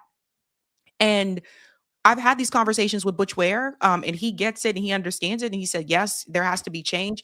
It seems as though there's a split there within that party as well, whereas you have people like Butch Ware and Jill Stein who want to do something different and want to win. And then you have another side of the Green Party that's more like that Howie Hawkins wing of the party, that doesn't want to jeopardize the chances, or didn't want to jeopardize the chances of like a Kamala Harris not being able to win in 2024. So I think there's an ideology problem there. But when I say you really have to want to win, I mean that, like, don't contact me 2 weeks before your election asking if you can come on and promote it. You've been running all this time. Like, that's what I mean. Like, don't make websites that look like they're from 1996. I mean, this is really easy stuff, man. All you have to do, you get the college students, they're really good with this. They can help you escalate these things and elevate it. But I feel like, again, that's what I mean when I say you really have to want to win. And the problem is some of them do, and others say, well, in the end, you're going to have to support the Democratic Party. Otherwise, the Republicans are going to win. So there's a problem there. Okay. Yeah, I just to For sure. interject a little bit. So I 100%, you are absolutely right, Sabby. And of course, we see this on the right with the Libertarian Party. It's literally, it's just a mirror, the Green Party and the Libertarian Party. And what we saw a little bit of courting by Trump of the Libertarian Party, and it worked in 2024. It did. Yes. Donald Trump would not have been president in 2016 had it not been for the Libertarian Party, the Gary Johnson ticket, right? I've written so many threads on this about the way in which everyone ignored the Libertarians, and in states that it really mattered, which was Pennsylvania, Michigan, and Arizona, they went over 5% for Gary Johnson, right? So they ignored those voters in 2020, and those voters went for Biden. Okay, or they stayed home, one of the two, right? So again, this is just elementary politics, Moneyball politics. You have to understand electoral politics to know that, yeah, in certain states, a third party can throw you off, right? And so I absolutely agree. But the reluctance and the arrogance of the two main parties, and that is their problem, right? They're so unbelievably arrogant in that they don't want to appeal to a third party. They don't want to court those voters whatsoever. They think they are better than that. They think you must come to us because we have given you this option in which if you don't vote for us, then the world will end. That's their pitch. All right, right? so let me do a quick pitch since you did mention Butch, Sabby, and we are on a temporary hiatus from being able to talk to our friend Butch, but I'm going to put it right over my face, or it might be over Peter's face. No, Let's it's put on these over yours. my face. So, guys, our PAC is Revolutionary Change PAC, and Butch Ware is our first candidate, and we are really wanting to raise enough money to have a good ground game and help him out in California, because it is a ground game. So we're hoping to Hold be able on. to. What district? Well, it's the whole state. He's running for governor. Okay. There we go. All right. But we'll prioritize like strategically, like where we'll have the best impact. But the point is, we're really looking to raise $100,000 by March so that we can have a lot of canvassers on the ground knocking doors for Butch. So, guys, check out the PAC. And the other candidate? Well, we will be supporting Shama Sawant as well, but right now, but her election is November. So we're starting where we are. And he's running Green Party, right? Correct. He's He is green. running Green Yeah. Party. And I Shama have is- to, Harvey, I'm so curious because I know you're so smart and you're He so is smart. knowledgeable. He is. Don't I don't could do tell that by to me, I girl. could tell by his back. Look at behind him. Anybody that I know. has that behind them, they're smart. Yeah, the stack of What but don't boost up his ego. Oh, He come doesn't on. need any He's more help. allowed. He's Look, allowed. No, I'm he's so good. curious. Do you think a vacuum has been created enough at this moment for there to be a third party like the Green Party to come in and win some seats? Well, that's a really open that in places there may be, but generally speaking, I don't see any future for third parties. I never have, and I just don't. I mean, I voted third party once. I voted third party. Well, actually, go back to the 70s before maybe some of you were old enough to vote. So when I first got back from England in 72, I voted for one of the socialist parties. I don't remember, but in 80, I voted for Barry Commoner, the Citizens Party, because I couldn't imagine. Of course you did. Could have been John Anderson. Was it John Anderson? John Anderson was who was running, but he was running as the independent. John Anderson was a Republican who was looking to run to the Exactly. Republican left of Reagan. That was all that was. Right. Yeah. No, but Well, anyhow, he didn't do a very and then good I job, swore and I after still that won in a wouldn't vote. landslide. I mean, I never voted for Carter. I couldn't bear the thought of voting for Carter. Good for And, you. You knew better. You know, I knew I'll better, impress yeah. you. Hold up. I don't understand. What do you mean you couldn't vote? What's wrong with Carter? I'm You know- a Republican, by the way. Okay, Oh, I I'm didn't a know Republican who what's wrong doesn't with like Carter. Reagan. Well, Do you I not mean, know what neoliberalism everyone, came look. from? I mean, I'm not going to take any of the mud off of Reagan that I would throw, but Okay. it is the case that Carter was the first neoliberal president, Okay. and Reagan would never have won. In fact, to put it this way, I wish Ford had won in '76. Okay. Because then you never would have heard of Reagan. You would never have. Oh, had maybe. Reagan. What we would have seen, what would have happened. But I'll impress you a little bit. I just finished Teddy Roosevelt's biography by Henry Pringle, and now I'm reading Camelot's End by John Ward. And if anybody wants to know where the real split in the Democratic Party really happened, it was in 1980 when Ted Kennedy attempted to Correct. primary Jimmy Carter. And it was based on Ted Kennedy's progressive wing trying to not allow the Democratic Party to become the party of what ultimately became my party in the late 80s, early 90s. That's how it happened. It happened in 1980 because the split ultimately allowed Reagan to completely take over politics, and he did for the whole decade of the 80s. And then the way they came out of it was the DLC, and that's where Clinton came in the third way politics. But So- so Harvey's filing a grievance against the late President Carter. I've been filing this grievance on an annual basis, by the way. No, I mean, it's truly. I mean, you know, everyone says, "How can I Do say you that?" kind of- publish thing? I'd like to do you have like a Substack or I used to. How many books do you have, Harvey? I've got. I wrote 9 and I've edited 9. I'm right now. I'm under contract Alan Minsky of PDA and I are actually writing a book, The Case for an Economic Bill of Rights. I've got stuff on Common Dreams. I used to write a lot for Bill Moyers and a lot of other places, but people Well, pass I'm away. honored to be in your presence. Here, Well, here. really- Wait, I have to say, one thing that's missing here tonight feels kind of stupid. I don't see anybody's name, so I can't. I Exactly... know. I don't know why. I honestly Got a lot of people here. we have a lot of people. Let's do a Okay, round so robin. let's do a round. We're gonna do a round robin. Okay, so I do want to say one thing though, Savvy. It does look like there's a lot of coalescing happening just on this one stream alone. Like there is an understanding that we have to be putting differences aside and recognizing this class war that we're in right now, and that we have to figure out how we're going to use our platforms to collaborate and bring more and more people into the coalition. tell Harvey who everyone is. So does everyone see everybody in the same spots that I see everybody in? Yes. Yeah. Okay, so next to us in the middle is Josie Gilbo, who is a veteran and basically a new woken revolutionary for peace. And that's not good at all. Colin, No, come in that's and not good. Stop it. Stop Well, it. blame Colin. He told me to And- come in here and mess with this shit. Can I introduce myself, since I feel like this is a very Colin, get pivotal up back moment of on my stage, life to please. introduce Yes. myself to Harvey? Also, and when people are introducing themselves, will they tell me where they are geographically? There we go. Yay! telling me that I can go back there Hi, and figure it out. everyone. Harvey, I am in Ohio, but I am not from Ohio. Born and raised on the Bayou in Louisiana. Born and raised in a very conservative, devout Catholic family, Republican, mostly environmentally raised Republican.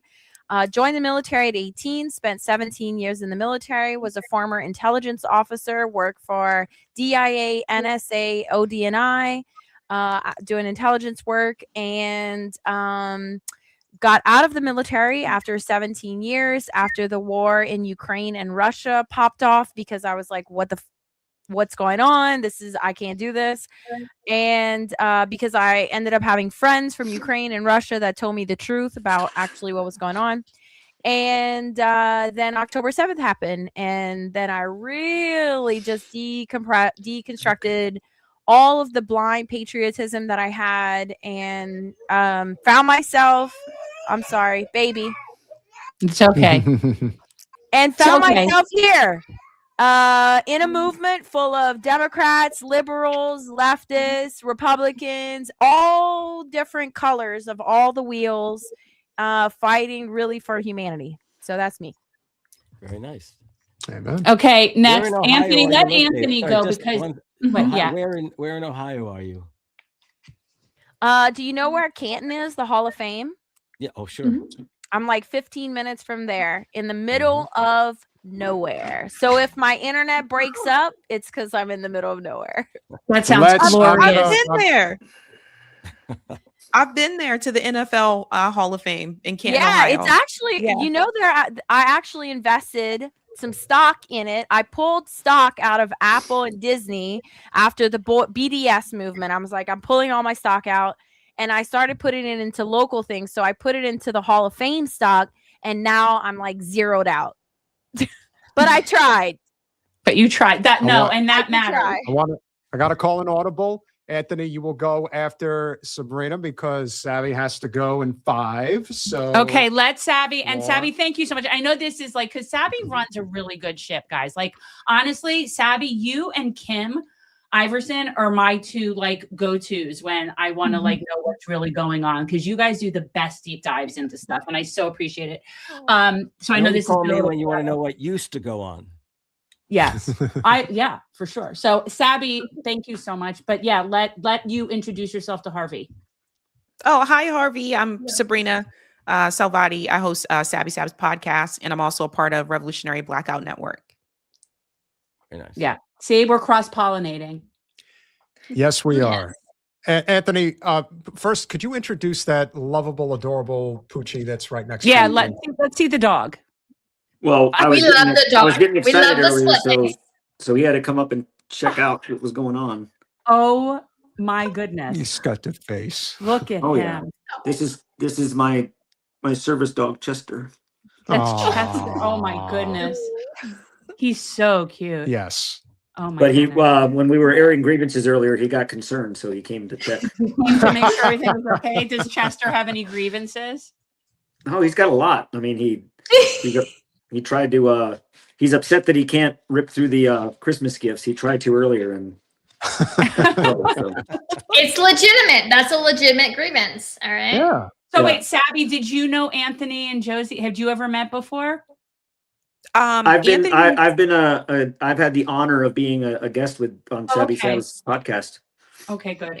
All right, good. Well, I thank you Awesome. so know much. her, but I have not. I Great had not great interview with had a her. chance to meet her. She's amazing.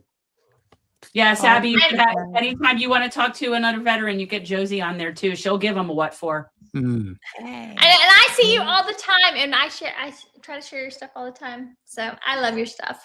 Yeah, Oh, thank you, Mel. I share your stuff a lot. I know you That's do. great. It's so funny. You like see people, and it's like, I love her. And that's a really interesting crossover right there, because Yeah. you know, Sabby, I think But we you- find common ground all the time.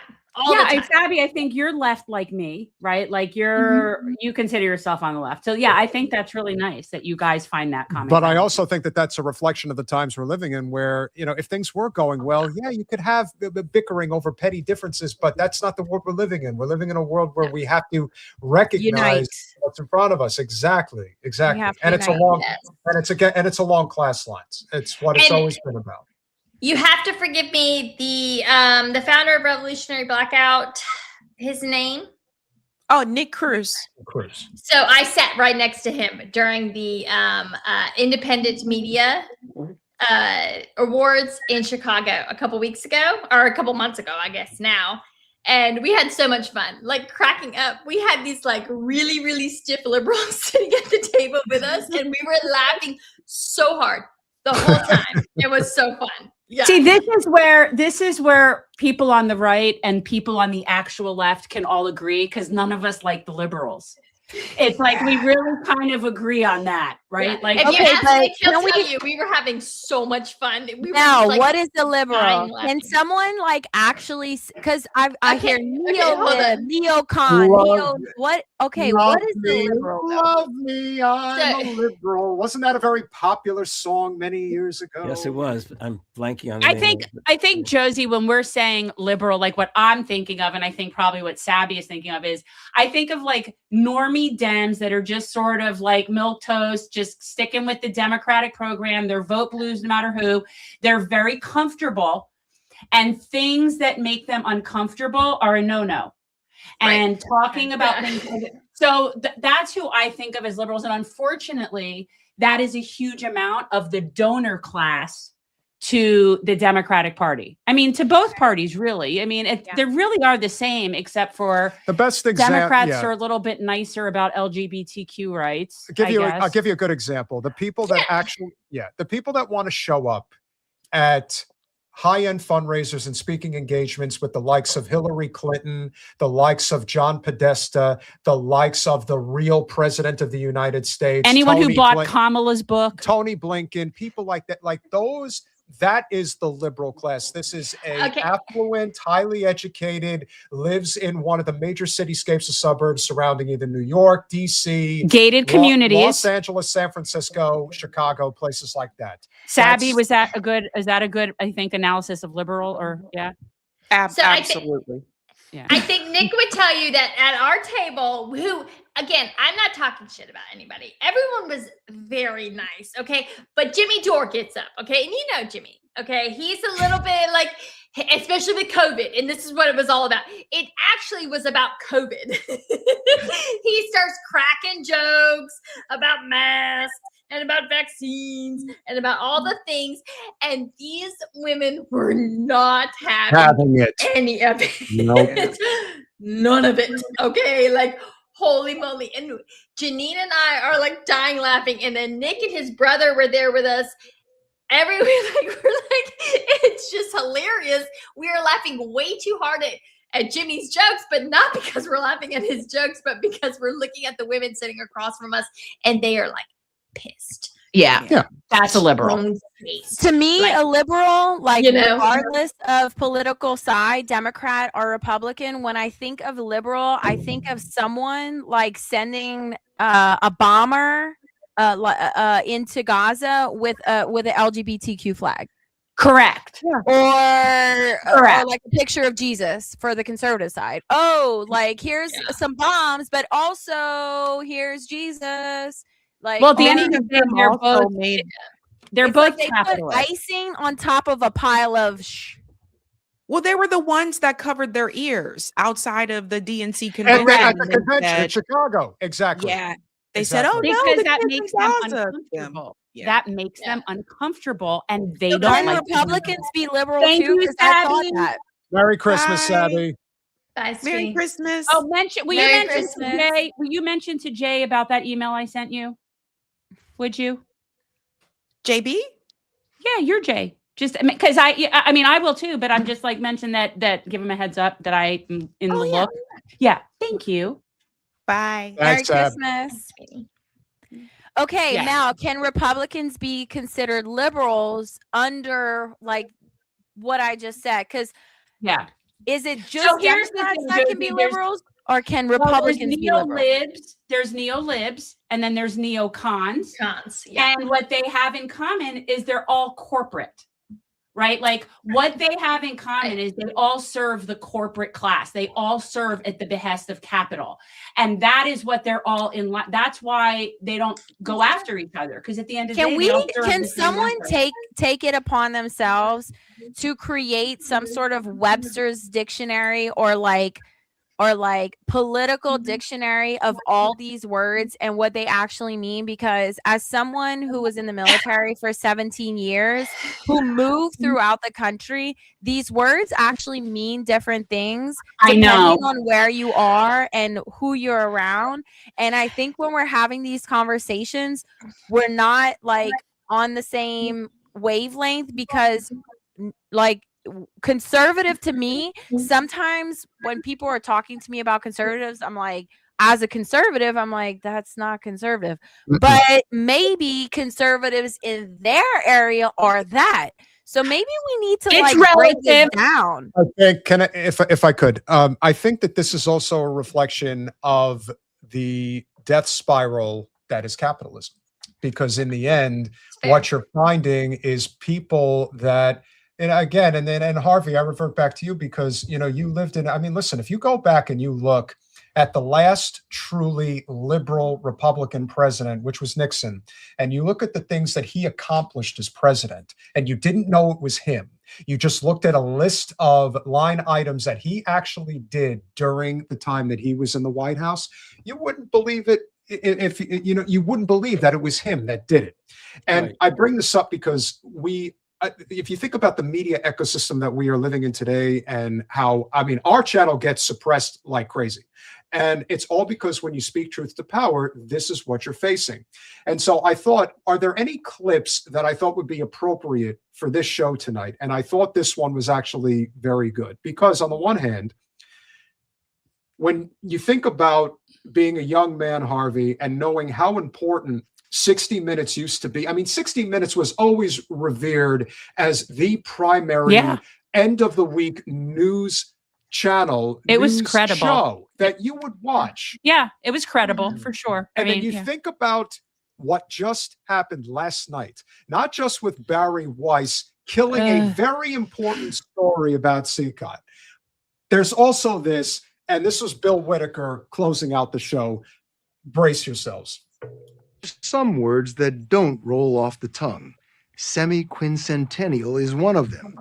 But we'll get plenty of practice in 2026 with the celebration of the 250th anniversary of the Declaration of Independence. It's a chance to take stock. How well are we living up to our revolutionary ideals that all are created equal with unalienable rights, among them life, liberty, and the pursuit of happiness? Starting in January, we'll set aside time at the end of this broadcast to hear from leaders in the arts, science, and business. Expect familiar faces and some surprises. They have agreed to share their reflections on America, including how over the next 250 years we might continue working toward a more perfect union. The last minute of 60 Minutes is sponsored by United Healthcare. That part. That There part it funny. is. And that Oh, part yeah. is really funny. Now, I'm willing to bet that when Walter Cronkite and any of the famous, Morley Safer, Ed Bradley, the famous newsmen of yesteryear, were ever doing a piece on CBS News, I highly doubt that they were taking sponsorships from Big Pharma and private health insurance. This is one of the primary reasons why we need a single-payer healthcare system. Now, If this we- is why we can't have nice things How right about here. we have universal health care like all the other Well, that's Yeah, what I'm saying. single payer. It's countries? single Right. payer. do a single-payer system. Yeah. You want I to cut out mean, the poor I private have middleman. met so many people on an international scale at this point that from Germany, from the UK, and I asked them, "Can you tell me about how your healthcare works?" And they start telling me, and I'm like, "Someone comes do your groceries for you after you have a baby under Yeah. your healthcare system?" All sorts of cool stuff. Did you I'm ever see like, that I'm video? sorry, what? I went back to work Yeah. 10 days after I had a baby. 10 days. Yeah. Oh my God, you guys are gonna make me be the only one, aren't you?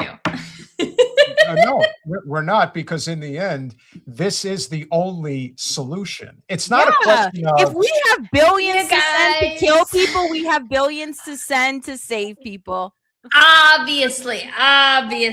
Okay, I get it, but I will never support the implementation of a single payer health system when we have the corrupt government that we do. Obviously, Agree. we've seen it. You absolutely see it in the Yes. health. Josie, and you, Tony, have been exposed to military healthcare. You know how but there's a how difference. insanely No, corrupt it is. Mel, actually, my military having TRICARE, which is what we have underneath the military service, was 10 times better It's than very good. what I have No. now. It's I'm not- No, so I agree. If I that's agree. like It's what Cadillac. socialism looks like in terms of healthcare, I want to have that. But to your point about what works in other countries, it's not like just like cut and like it's very complex. For example, if someone wants to be a doctor in Germany, their education is paid for. So when they become a doctor, they're not in debt to have to make $500,000 a year to pay off the medical debt, because Germany Correct. pays for them to become a doctor. So they become a doctor debt free, and they're not looking to become like wealthy enough to pay off the debt. So it's a healthy cycle. Well, I understand all of that, but I will push back on it. And the simple fact of the matter is that the U.S. is number one in innovation. We absolutely are. We have. Are you sure? Because better- Israel I said am they are. absolutely. Okay, first of all, Israel said they Okay. are. Israel Kingdom itself. Okay. The US actually is, we are number one in innovation. Now, granted, most of our pharmaceutical innovation does come from state funded university research. I will grant you that all day long. No, okay? I think that the problem is that, you know, when you say we're so innovative and we're like the most, then why haven't we figured out how to take care of our people? But I don't understand. How to cure Well, because hold cancer. up. I will cure answer that cancer. question. The reason why, because there's no money in curing No. cancer. No. I That's the reject problem. that. You got it. No. There's No. no money. We learned that. You They got it. told us that when they cured Hep C. When they cured Hep C, healthcare is they not let meant- it. They let the cat out the bag. right, that- but and they told us healthcare that. is not meant to be a profit industry. And so long as healthcare is a profit industry, we will continue to circle the drain. Healthcare is a human right. That is one of the points of having a civilization. Otherwise, I you will can agree. live alone on an island. And every other country seems to have figured it out. So I Yes. completely reject that the richest country on earth can't afford to take care of its people. That's absurd. I Well, also no, I reject- would agree that, but the I austerity disagree myth. with you in that the richest country on earth which should have the most robust competition, okay? Because that's the thing. People always say, well, it's a capitalist problem. Well, actually, we don't have capitalism in our American healthcare system. We don't. We have We shouldn't. It shouldn't be a competition. It shouldn't be capitalism. It should be a right. Hold up. We do not have competition whatsoever in drug distribution. Okay. Capitalism We has don't- nothing That to do with shouldn't be a capitalism has competition. nothing to do with competition. Forget that. Let the professor part of speak. reality. Let the We have Capitalism three has nothing to do drug with that. Now let Mel, the professor let the speak. professor- we have three drug distribution system or companies that control 90% of drug distribution in the US. You have pharmacies signing onto contracts that they're not even allowed to read. I know That's all not of those capitalism. things, but that's not it. The point is we're entitled to Harvey, healthcare. get in here. Yeah, tell us. Tell Come us. on. our Harvey, 20 tell us what we need to I don't know know. why people think capitalism has anything to do with competition. I mean, competition, I and do. if it ever did, it was driven out decades ago. Yes. We live in a country in Fair. which the media is all wrapped up in an oligopolistic system. I mean, look, Agree. United Healthcare purvey. How many? We're at the end corporations stages of control healthcare? capitalism where Let- that let- doesn't you know, work. Okay, so and we're not going to go back to the days of every little business is going to. So this isn't capitalism. This is what we agree on. Well, We no, all agree. this is capital. No, this is capitalism. Absolutely. This is capitalism in a very advanced and stage. Look, the thing about healthcare is you either believe people have as you were saying, Jen, you either believe people have a right. Look, the Declaration of Independence says a right to life, liberty, and the pursuit of happiness. If you're going to have life, liberty, and the pursuit of happiness, you could ask a 15-year-old, what does that take? Okay. They immediately will think life is in terms of the ability to live. Okay. And the ability to make sure that you have the wherewithal to live. Okay. I don't know where Republicans, conservatives, libertarians, and the others could ever lay claim to the Declaration of Independence, but we've allowed that kind of thing to happen. Okay. Ask about liberty. Okay. What does liberty mean? Well, you can't be free. You can't be free without the wherewithal to be free. As FDR said it was very clear. Okay. Nothing I can do about it. Yeah. If you're in need, Go ahead. Go you're ahead. not free. If you're in need, you're not free. It's as simple as that. And the pursuit of happiness, well, just imagine what it is. We ask our students, I'm not teaching them right now, but we ask our students all the time what does it take for life, liberty, and the pursuit of happiness? And they fully understood it, and they weren't even being outrageous about it. Why it is that the Democrats can't figure out that life, liberty, and the pursuit of happiness might well be the next basis upon which to run a presidential and a congressional election. It's just astonishing to me. It's also. I have something I want to say that just happened because this is so important. Mel, especially because I know you're going to understand. I am anti-vax. My 5-year-old almost died after taking vaccinations at 3 months old. The 3-month vaccination, the schedule that they get, it's like pin. You can look at it, it's like crazy how many vaccines they get. After that situation for 2 weeks where he ran 104.5 to 105 fever for 2 weeks, and they refused to. This was within 10 hours of taking those 5 vaccinations that are compiled in 2 shots. They refused to acknowledge that it was anything to do with the vaccinations. That's the part that scared the living shit out of me, that they would refuse to acknowledge that part. If they would have acknowledged that, oh yeah, this could be a side effect, I'd think differently. But after that, no. Now I had 2 more kids. I have 4 kids total. We are anti-vax. My husband takes my kids to get a physical because I'm Catholic. So, we use that, what is it called? What is it called, Mel, that we use when we don't want to get vaccinations as Christians? Yeah, there's Waiver. religious exemptions. Religious exemption. But you still have to do the physical. We go to the doctor. This is like 2-3 weeks ago. And she's like, oh my God, your kids haven't gotten any vaccines. And she was like, there's some important ones they should get. And I said, my husband was like, I'm gonna have them catch them up. I'm like, do not let him put a shot in my kids. What are you talking about? He puts the doctor on the phone. I said, what do you think's the most important thing? I'm open to hearing what you have to say. She says Hep B. And look what just happened with Hep B. And that was the most important one. Okay, so here's the thing. So you actually made a case against capitalism, okay? Because all I'm of those against it. doctors, those doctors are actually 100% compensated for those vaccines, right? Yes. And Not only those vaccines, all the medication. right. All the So medication. I actually don't think in a single payer healthcare system they're not compensated for the number of vaccines that they distribute, right? And unfortunately, in America's healthcare system, we reward all of the drugs that you can pump into someone. We give you rewards for. It's this screwy system. Okay. I have seen, number one, I believe that we live in a plutocracy. I don't think that we live in any kind of capitalist system whatsoever. I believe the rich rule us all.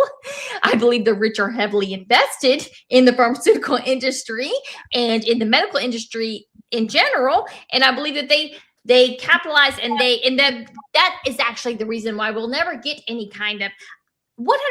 I believe that people should be able to afford healthcare. It should be very, very inexpensive for normal people to go to a doctor to get regular medicine that they actually need, not bullshit that they don't need, but actual real medicine. I 100% believe in that. And if you can't afford that, then the government absolutely should provide it for you. This is exactly why a single payer system, which, by the way, for everyone who's an austerity What's that? hawk, Can you tell us what a so single payer system is? the simplest way to explain it is that you're removing the for-profit middlemen in between you and your doctor. The free market Correct. still applies if you're the best doctor in Madison, Wisconsin, and everyone wants to go see that doctor and have a 3-month backlog to go see him, and he can make $1 million a year. Nobody should be stopping him from making that $1 million.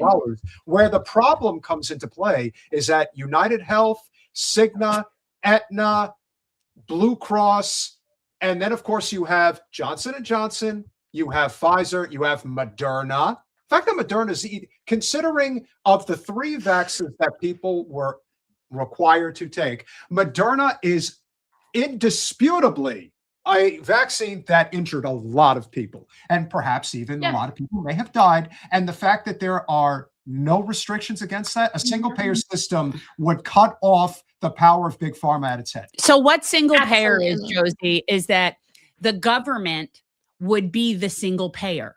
Okay, so that would be the single payer. They wouldn't run it. No, it's not that they don't. And the truth is, here's the thing. I don't claim that there's any one country that has it all right. I don't know that. But what I do know is that there's no other country where people have to file for bankruptcy because they get sick. We're the only one. That I know. I don't know. When I hear people saying, oh, well, then you have to wait for stuff. Let me tell you something. I have good insurance. I wait for shit.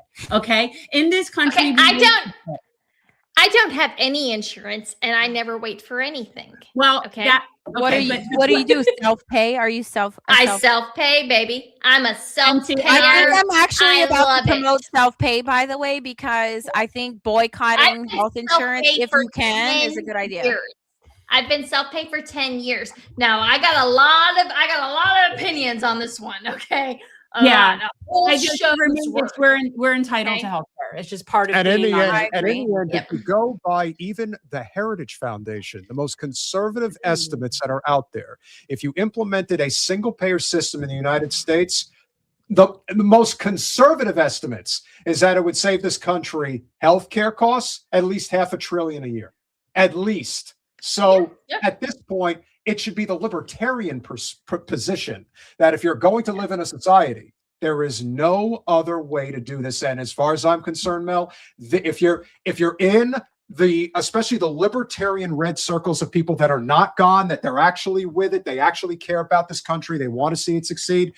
This is our issue. This is the issue that, in terms of where the carrot has to be thrown to what's the policy that we have to concede on to left populism, it is single payer healthcare. That is. I want to just say to you guys and to I have to go in a minute. Harvey has to go, so we but have I don't to. want to Harvey, leave we here wanna without hear from you. figuring something out. What do you do, Mel? What do? I go to number one, Not in shop healthcare. I'm not talking about healthcare. In other words, what's your claim to fame in my this, profession. So I used to own a print shop. I used to own a t-shirt, a screen printing business. I sold that. I have a blog. I just Where are you post on located? North Carolina, Fayetteville, North Carolina. Okay. And Anthony, for That's some where reason, you're the Anthony's one- at. Anthony, Yeah, you're- yeah, right. He lived right up the street. I knew exactly where he lived. When the first time I ever wrote about him, I was like, I know where that is. Huh. Anthony, where are you? Are you in North Carolina too? I'm in North Carolina. I'm a little bit north of Sanford. Mel, I need your help for Anthony. We'll talk after. Okay. Yeah, Wait, I'm a where little are bit you? north of I'm a little bit north of Fayetteville, probably between Mm-hmm. Fayetteville and Raleigh, in a little town called Sanford. It's a older town. Mm-hmm. But I guess my claim to fame is I was in the Army for 25 years. I was a Green Beret. I retired, and then shortly after I retired this year, I was recruited by the Gaza Humanitarian Foundation to go into Gaza to deliver aid, and I became a whistleblower for the aid sites that were being used as basically traps to entrap and then murder hundreds of Palestinians daily. And I came out and was a whistleblower on that, and that's kind of what I've been advocating for since I retired. I've become a full-time activist for Palestine. Okay. Okay. Well, sorry I can't stick around. No, thank you for coming, Harvey. I was happy to hear your grievances. I'm always happy to hear your grievances. Well, it's always the same grievance, basically. I know, but you've been saying it really well for a really long time. Well, and you I had to come on. appreciate Well, it. you had to come on here this evening, Mr. Larry David, because unfortunately we had to change the entire name of our channel due to Mr. Seinfeld. So No, we used to call this our Festivus. the but- spirit is still with us, though, and we appreciate you gracing us with it. And here's to the 21st Century Economic Bill of Rights. May we get ever so much closer to hopefully making some of it. He knows I'm a big supporter. Harvey, I I will would say- love I to will- do more work with you and Well, look, and we've hear got- from you more and all the things the because the I state want of to West- learn. Look, even now, the state of West Virginia Democratic Party has embraced it. It's on their website. It's their primary objective, you might say. Okay. Good. The state of California, I think, approved it, but they haven't gone public with it, something like that. Okay. The state of Massachusetts Democratic Party embraced it as well. Also, as you know, I was an advisor to Nina Turner, Marianne Williamson, et cetera, et cetera. So I'm doing some stuff, I think, with blanking all of a sudden because I'm thinking of the other people. Graham Plattner up in Maine. Yes. Okay, good. He and I have been talking. Apparently he, in quotes, was a fan of mine, and so we've been talking. Good.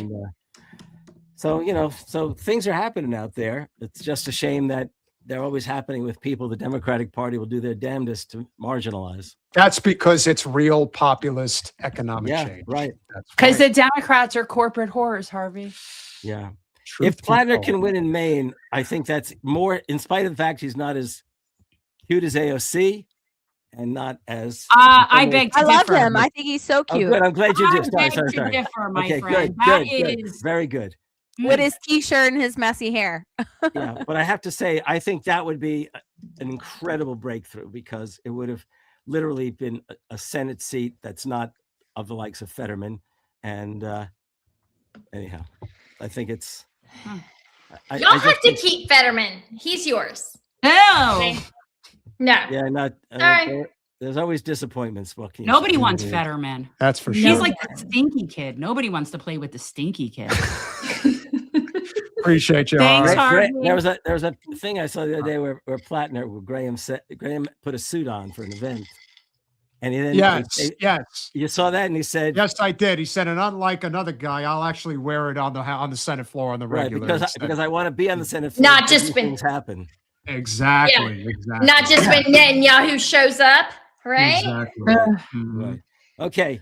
Thank Very you, nice talking to all Harvey. of you. Have a Bye. very Nice good- to meet It's you. an honor to have- be those to of you be who are able to be Christians on and this celebrate panel. it, have a great Christmas. That's all I can say. Merry Merry Christmas. And happy Hanukkah, Harv. We'll be in Thank touch. you. Thanks, brother. So there you go. One And of our then there favorite were five. cheeseheads. Yes, and then there were 5. But- Is it okay? So I I'm not gonna- just I'm want not you gonna- guys to know that on the phone live, no one is in the picture, Jen. It's like in between you and him. Like it, like no. Oh, I it- see you what you're get- saying. Yeah, on like on it's the just your vertical, shoulders. on the It's vertical vertical. instead of Oh, I Yeah. thought you guys were in the same room. We are now. We are. Right now, today we are. Not See? normally, yeah. Okay. So I was like, never. I've No. never seen you guys in the same room. We So I used see- to always be. So I see what you guys are Okay. saying in the chat, and I'm not going to say anything publicly, but is this true, or is, I mean, obviously this is on the down low for the time Right, being. like Is Josie, it, is this happening? Yes. It is We're happening. not It's saying true. I'm just- anything publicly. Okay. Okay, but just wanted to be sure. So Yeah. Okay, I you want guys have to, Anthony, you have to message me because I know so many people. It's crazy. Okay. So that's why I was asking those really important questions to Harvey, because there is a vacuum. Like we all know there's a vacuum right now. As someone who grew up as a Republican conservative, I know even my family, I just spent Thanksgiving with my family. After 2 years, they cut me off because of my stance for Palestine. They are very, very devout Catholic people. They have their own brainwashing. But after Charlie Kirk got assassinated, they really started paying more attention to the reality of the state of Israel versus the Israelites and the things we learn in the Bible. And so they came to me like beginning to fall, apologize for how they treat me and cutting me off. They weren't hateful like my family, thank God. We don't call each other No, names. not while we have And we're guests. not hateful, but so we got back together. Thanksgiving came around, we spent it together, and like I feel like there's a vacuum because even my family, who are like staunch Republicans, are like, I don't want to vote for Republicans. Who's gonna No, fill the I- vacuum? I Who's was- gonna fill I the was- vacuum? I was just Yo, explaining 12 years. 12 years. No way. I saw this and I don't believe that. Actually, Motherfucker. It's Wow. 12. How old are you, Peter? I'm 42. No, shut up. Oh, you look good. You're not over 40, are you, Jen? Good. This is why I love him. I thought you were in your. No, seriously, I thought you No, were like in your serious. 30s, like 34, Yeah, 35. that's exactly what I'm thinking. Like 30, about 40, maybe. 54. I was thinking 34, 35. Seriously.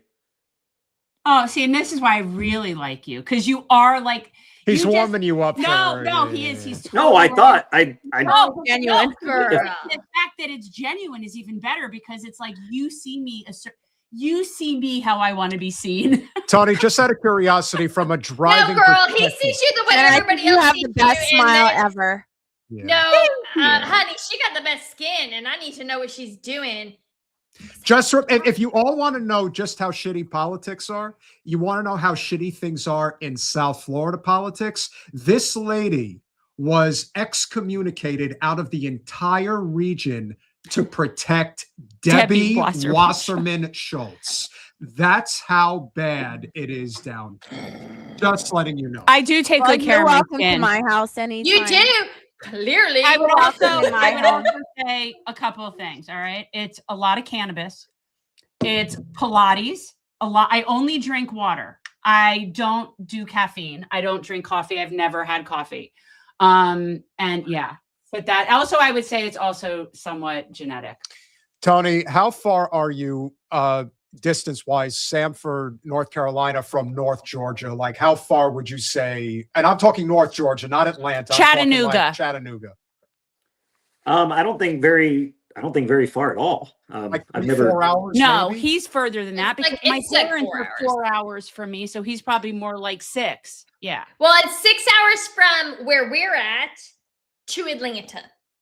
Okay. So that's about 5 But I'm maybe. it's just a matter of Okay. instead of going south, you just go west. But yeah, Okay. I'm relocating. In 1 week. In Where 1 are you week. going? I am moving to North Georgia. I love North Georgia. Not close And to you. the area Yeah, I in love which I it there. speak is not where it's the Mel, popular where are place you? for the people to go. And I don't necessarily want to give it away either because I like the fact that not a lot of people know about this little. But my closest city is Chattanooga. So it's really close to the Mhm. Tennessee border Tennessee. Yeah. That's and not far too from him. and not too far from Alabama, right? So it's kind of, yeah. That's where I'm Chattanooga is going. such a You're nice at this town. like I love it. crossroads of all I those am. states. That's where I'm going. And my goal is to build a food forest, a retreat, have it be part of a nonprofit that I'm working on, have there be like Airbnbs where people can come and rent and stay in the food forest. And like, this is what I have to say, as we conclude this, what is almost a 2-hour conversation with most of the people who are here. Again, we thought It that was a this was cocktail party. It was. I mean, listen, honestly, I thought it was going to be, maybe 15, 20, 30 minutes here or there with some people popping in and out. But the fact of the matter is, there is real camaraderie here. And that is very important because we don't agree on everything. But that's great because we agree on these core principles in terms of our country. And that, probably more than anything else, is how we're going to get the hell out of this quagmire we're stuck in right now. we need to end the Zio state. We do. We That's need to top end the priority. Zio state That is first top and priority. foremost. Like But that's it's not just the Zio state, and I was trying to say it's the war state, right? It is. Because It's the military it's not Military just Israel, industrial no. complex. Right. We It we is. see with Ukraine, what's going on in Ukraine it's so gross. It's a like- genocide that we don't even know about. Not that only is it nobody a ever even talks about. And again, it's a so genocide, and it's a genocide on behalf of BlackRock, which is the other layer that when this first happened, and everyone was let me tell you, living in South Florida at the time, There and were a lot of everybody Ukrainian rolling out with flags. those Ukrainian flags. And the first thing I said, the first thing I looked into is what is the interest here? There is at least 8 trillion worth of natural resources in Western Ukraine, and that's why we want to suck them into NATO. That was all that this was about. And Putin said, "You're not doing that," and they said, "Oh yeah." And he said, "Yeah, watch." And that's exactly why we're here, because it's not about whether people get mass slaughtered. It's about how much richer can we get? That's really all it's about. Yeah. And And- I'll be honest with you. I hate Putin. Also, I hate everyone over there. I hate all of these people. I do not like them. I don't want anything to do with them. But the drone warfare, the images that have come out, the videos that have come out are some of the, it's like, it takes my breath away when I'm watching this stuff. I'm like, this is dystopian. This is real Black Mirror shit that we're watching right here. This is I've heard stories from battlefields, and nothing can prepare you for when you watch one of these drone videos. I will tell you that to your point, Mal, I just spent the last week in Puerto Rico. I went to I didn't mention it up until this point. I went to Puerto Rico to do investigative journalism, to look at how is the military escalating on the island of Puerto Rico as it pertains to this war against Venezuela. So I actually flew to Puerto Rico, and I've been there the past week, and I went to the military bases, Roosevelt Roads. I went to Camp San Diego Joint Training Center. I had a drone person there getting drone footage. And when you talk about drones, they are lining up drones in Puerto Rico. Puerto Rico is the forward operating base for this war we are about to go to against Venezuela. What I discovered going to Puerto Rico blew my mind. I literally needed a day or two just to build myself out of the depression of the reality of what is happening.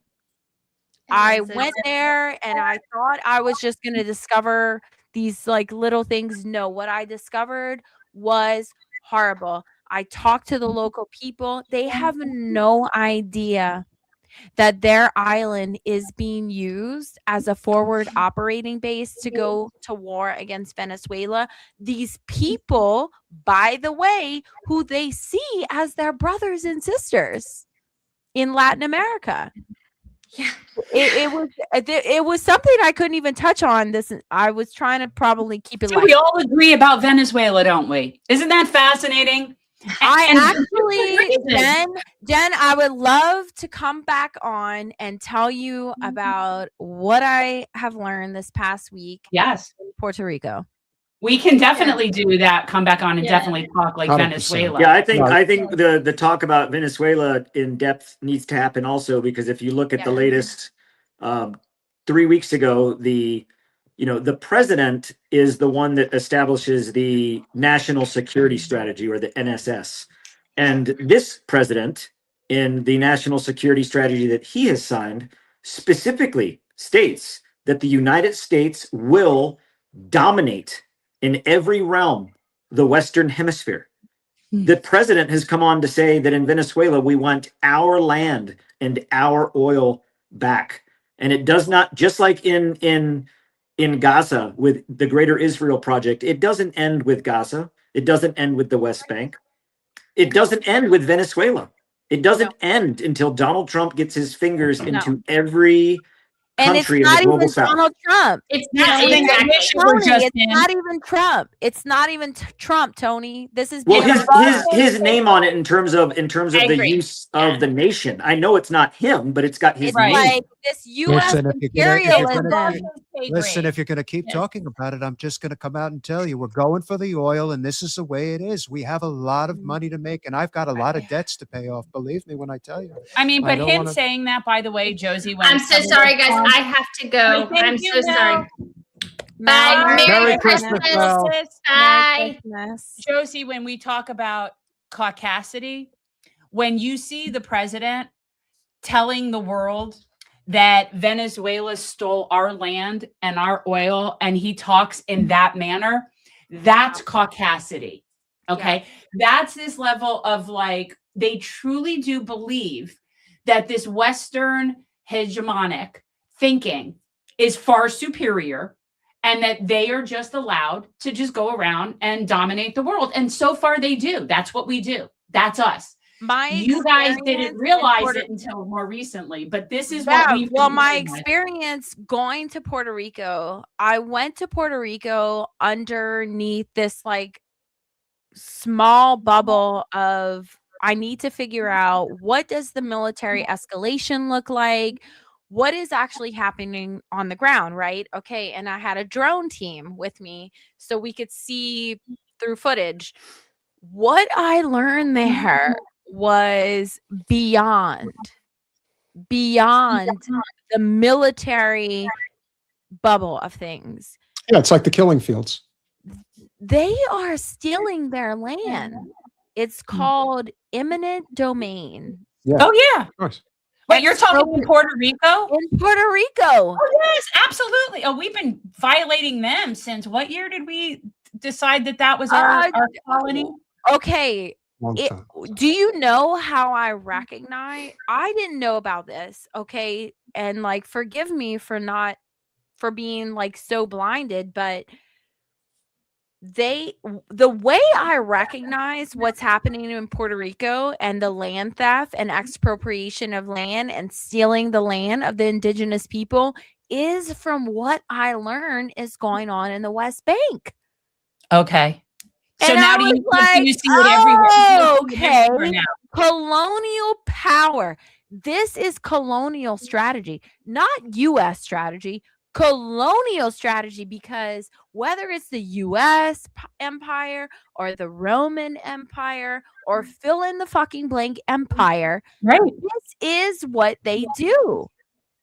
Yeah, I love that you're so cute to me. Like you're so young and fresh and new to this. Like I feel like I've been on this bandwagon for so many years, and I love it when somebody like gets it. But Considering I just what- wait before you say that. I just want to say just so also sad. consider. Honestly, I'm decompressing.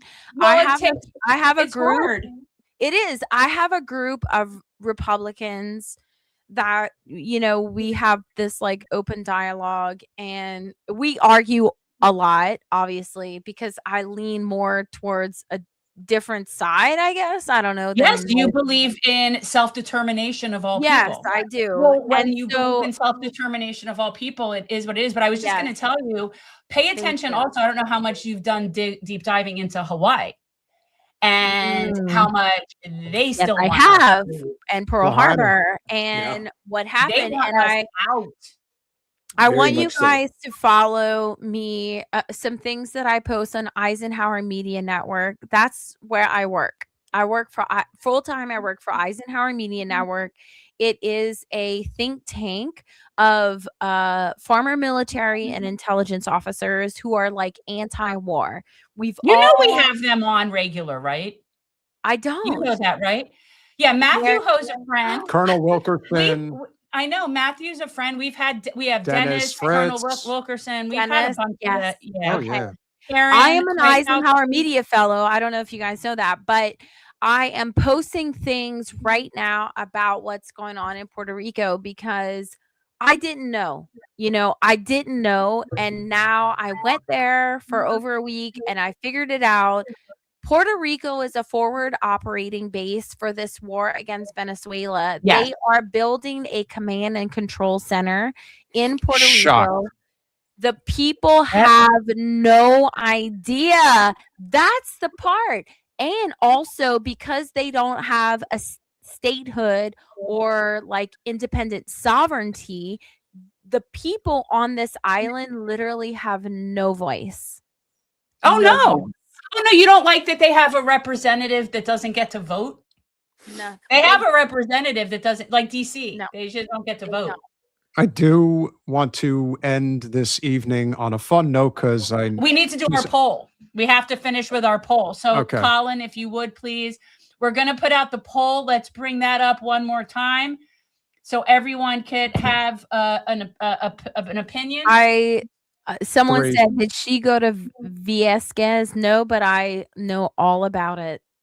Okay, so everybody, we're going to put it in the comments. We're going to have our poll, and you're going to vote for which Ben on the midget horse. And again, Candace Owens was kind enough to share that with us. Just the premise of it, like just Two her is kinda saying funny. it really created this whole world of fun. And yes, somebody has already shown him as Lord Farquaad, which is who I show Elon Musk as Lord Farquaad Yes. because that's a small man on a horse, but that's not a midget horse. These are what we would call midget horses, I suppose. So anyway, guys, vote for your favorite 1, 2, or 3. I'm just curious. I know my favorite, but I'm not going to say until we have a vote. But yeah, Now, speaking of somebody who we know does a phenomenal job on Capitol Hill, and that, of course, is Medea Benjamin. Medea. And if anybody is a fighter, no, we invited her. She couldn't we've had make it. Medea on a few times. We know her also from down here because she's from down here. You So know, she I wa- taught me everything I know. That's But one hell I'll of tell a you what, mentor. she didn't teach you everything she knows. I could tell you that. Not No, yet.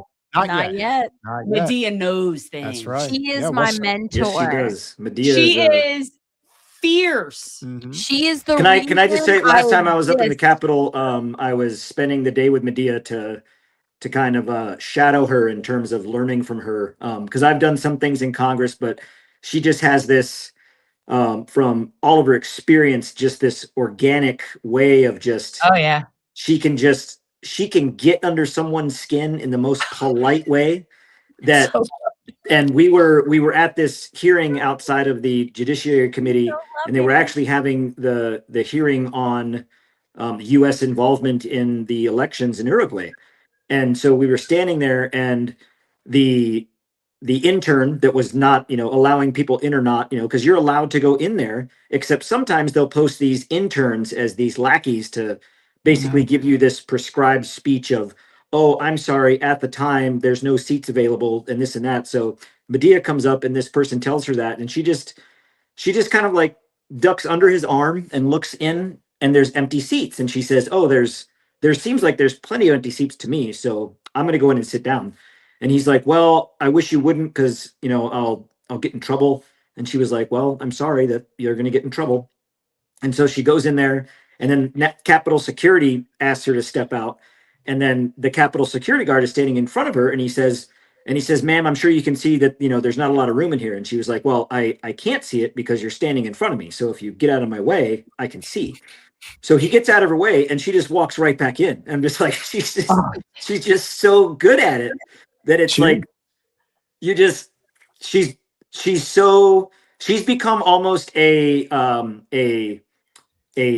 figure, like a staple Symbol. in the halls of the Capitol. She's just such a presence, and she's so good at what she does, and she's so knowledgeable of things that it's intimidating. I'm intimidated Well, by I'm gonna Medea tell when I'm you, with her just Tony. because of her presence. Tony, she is filled with love. Oh yeah, she's a light. But I she gives met good, her though. and I was like, she just, and you know, she's my inspiration. Her and Anne Wright from Oh, Code Anne's Pink. great. I've met her too. Well, Yes. I believe I that- cried in Yeah. Anne Wright's arms and Medea's arms the first time I ever went to Congress to try and tell them John Fetterman waved a fucking sorry. Shouldn't do That's that. okay. No, Waved we're in his- 5 Our Fathers and 5 Hail Marys for your penance. Thank you. I'll do it. Waved an Israeli flag in my face, and I was like devastated. And Anne Wright, Medea Benjamin were like, I know this is something you never thought existed in reality, right? Like, this is reality. And she gave me this love, like, despite the fact that I was a Trumper and a Republican and this total just, I don't know, fucking brainwashed person. Excuse my language. They still accepted me. And that part, right, is what I want to carry on. That part where someone comes to you with all this environmental programming and all this environmental, like propaganda. And they're like, they have a little bit of doubt. And they're like, I have a little bit of doubt about the things that in my life have been told to me. And you accept them with love. You accept them with grace and mercy. And you tell them, thank you for asking the question. And let me tell you the truth. Because had I not had that from Medea Benjamin, a Jewish woman fighting against Jewish supremacy, I don't think I'd be here today. Yeah. I don't think I would know the truth today. Well, Medea is definitely one of the greatest like role models in the anti-war movement and what we're doing. so to show you just how disconnected, saint. yeah, My and somebody, saint. yeah, and to show you just how disconnected the Zio state truly is, Rabbi Yaakov Menken, the executive VP of the Coalition for Jewish Values, was shouted at by Code Pink activists yelling "Free Palestine." Here's what really went down. Back to the program, Georgia. Zev Brenner. It's always great to have Rabbi Yaakov Menken with us, the Executive Vice President of the Coalition for Jewish Values. And he had an interesting confrontation that went viral with somebody shouting "Free Palestine" because he has a beard and a yarmulke. Free Palestine. Yeah.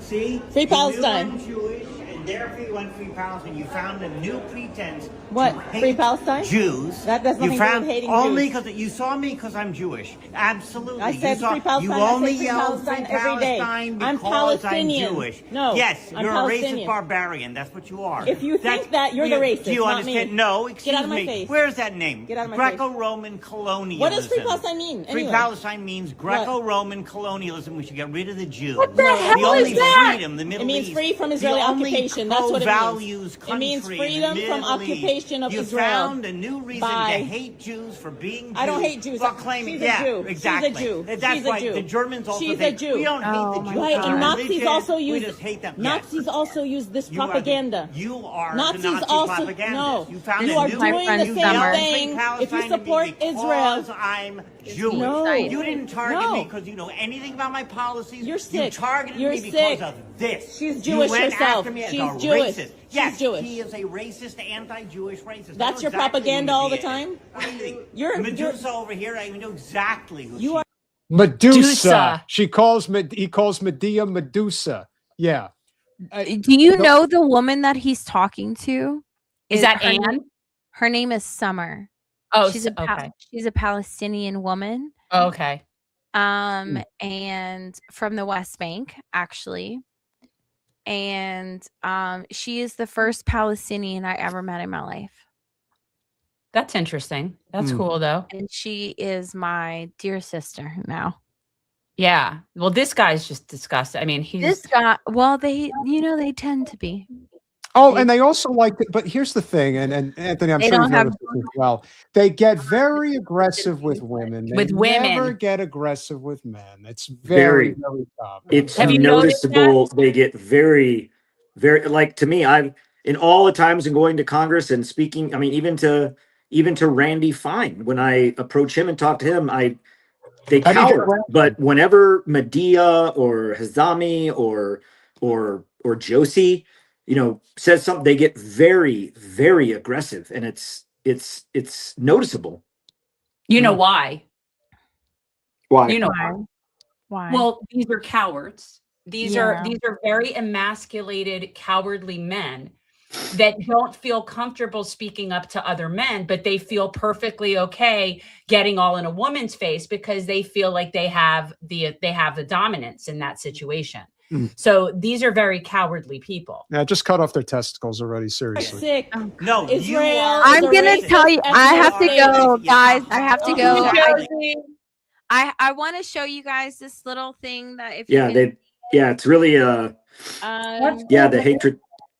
Yeah, That's Okay, beautiful. I see it. It's a cool pin. It's got the arrows crossed. What does it say? I can't see what it says. Tony, do you it want to says tell? "De oppresso liber." It is to free the oppressed. That is the Oh, that's motto awesome.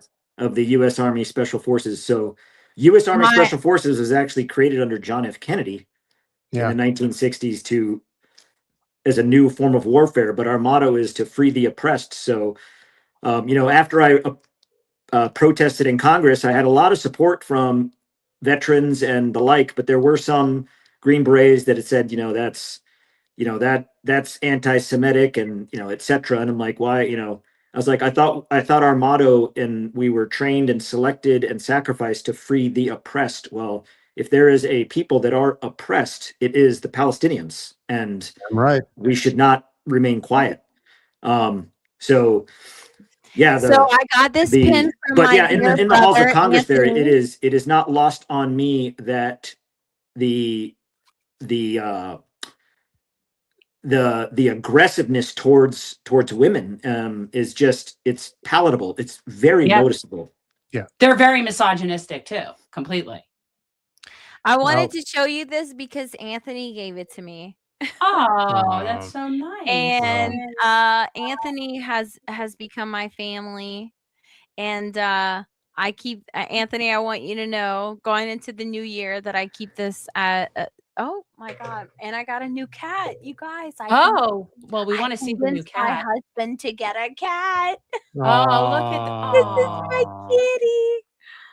Oh my God! He was a stray, and he was just like running. Yeah, around to the you neighborhood. rescued him. To him, you kidnapped him. Yeah. So there's the difference right there. He loves it. Oh, he Oh, he's loves it. But anyway, I just want to wish a Merry Christmas to everyone, and anyone that is listening. I hope that in the new years to come, that their resolution be filled with love, and that we spread love, because there is so much hate and darkness in the world. What better to combat it with love and forgiveness and understanding for people that we may not understand, right? Or You mean we should with. have Christ consciousness around the time of Christmas? I mean, I don't want to like project Christ consciousness onto people, but I pray You for should. Christ consciousness, because I do believe in the teachings of Jesus Christ, and Me too. I think he gave us the manuscript of how we can raise the consciousness. So I Amen. Amen. I implore all of you to seek that, and Merry Christmas, Happy Holidays, Happy Hanukkah, happy all the things that you believe in. And I love you guys. Josie. We'll see you in 26, Josie. Have a good New Year, You Josie. guys. So, Tony, no surprise. It's just us. We're gonna finish. Let's finish it out. They've been ride or die. All They've the been Jews genociding ethnically people cleansed for from 2 Jordan. years now. Do you know there are more Do you know what Arabs? There are genocide more is? Arabs in the Even the Knesset. UN, Yes, and you know even what? the UN that and means you human believe rights. Jewish lives have no value. You just said it. In order to accuse Israel of genocide in Gaza, you have to believe that rescuing the hostages wasn't All the a hostages legitimate are gone goal. now. Yeah, All the have to be a hostages racist. are rescued now. Yeah, and guess they're what? There's still no fighting. killing people. There's no You're fight. still killing people. When Hamas shoots at Israel, Stop Israel using shoots this back. excuse. Stop. Go get an education. Hamas is Stop genociding using their this charter. excuse. You're a Stop. racist So the whole barbarian. world is You're a racist. genocidal The whole racist. world is racist. Guess what? There's 100 times more The anti-Semites UN in is the world racist. than there are The Jews. UN is And racist. You yell, You are free sick. Palestine to You, me the because UN, I'm the Jewish. UN is You racist. started this The UN argument said it's a because I am a genocide. Jew. The UN You said it's a started this because genocide. I'm a Jew. That's the only You thing you started can this say because because you the want only people to thing feel that's sorry relevant. for you to You use your religion. hate. You didn't- I Judaism didn't say and anything about my Zionism religion. are I two said different things, buddy. nothing. I said Yes. nothing. Judaism you and yelled at Zionism. me 'cause I'm a Jew. I didn't yell at you. You are I a said racist free Such a Palestine. victim. If free You're not Palestine gonna offends apologize, you, man. it's You're because you're a disgusting racist. human You are a being. racist. And now he gets in her face. Okay. Because probably with the Zionism is not Judaism, that he heard that, and that definitely. I want to got see, under like, his skin. where does this end? He's about to talk with this. This is going to be funny. I just wanna Okay. get to this. All right. Yeah, You are a uh-huh. racist. Good. Yes. Put this up on YouTube. I will put it Disgusting everywhere. person you are. Rabbi Menken, welcome to the program. Thank you for joining us. Thank you so much for having me back on your program to and to discuss this particular confrontation. What happened? So this was on Wednesday. I was in Longworth House office building for various business. That was the day of the congressional menorah lighting there in the Capitol, and so I was waiting for that event to take place, and for when it was time to go over to the Capitol itself. I had some meetings with staff of a representative, so I was just going down to the Longworth cafeteria to sit down, and I'm going one way, and who should come the other way but two members of Code Pink, Medea Benjamin herself, and an Arab she was with, who identified herself as a Palestinian during that confrontation. Oh my God. And an Arab. And this Arab that they she brought in was off the with. street. This Arab they brought in off the street. But he's Ugh. not a bigot. No, But definitely he's not a bigot. You are a Well, see, racist. another thing that this reveals in that this context of religion constantly where you hear Islamophobia, and that it's more than that. It is racism for against Arabs, because the majority of Muslims in the world don't live in the Middle East. They live in Southeast Asia, between Indonesia and Malaysia and India and Thailand and Cambodia. Correct. Yeah, They're but not now Arab. So but this whole Tony, now idea you're of getting this, it's Yeah, but really Tony, now you're Arab getting into hate. facts. But now you're getting into facts, and this guy has feelings. Well, Don't you no, have because any- his issue isn't with Muslims. Not really. That's right. Not really. No, his issue is with brown people. That's right. So, but when we talk about Zionism and we say, oh, it's Jewish supremacy, yes, it's definitely Jewish supremacy, but it is also white supremacy. It is And deeply, people forget deeply that. rooted in racism. Correct. You know what's interesting, and I don't know how much you know about like the history of Jews in Europe before World War II, but Jews were not considered white. Jews were not considered white people, which is why they were considered Semites, even though they're not. I mean, they're not Semitic, but they weren't considered white, which is why the term anti-Semitism is a European term. Yes. Designed to be hating people that are not white.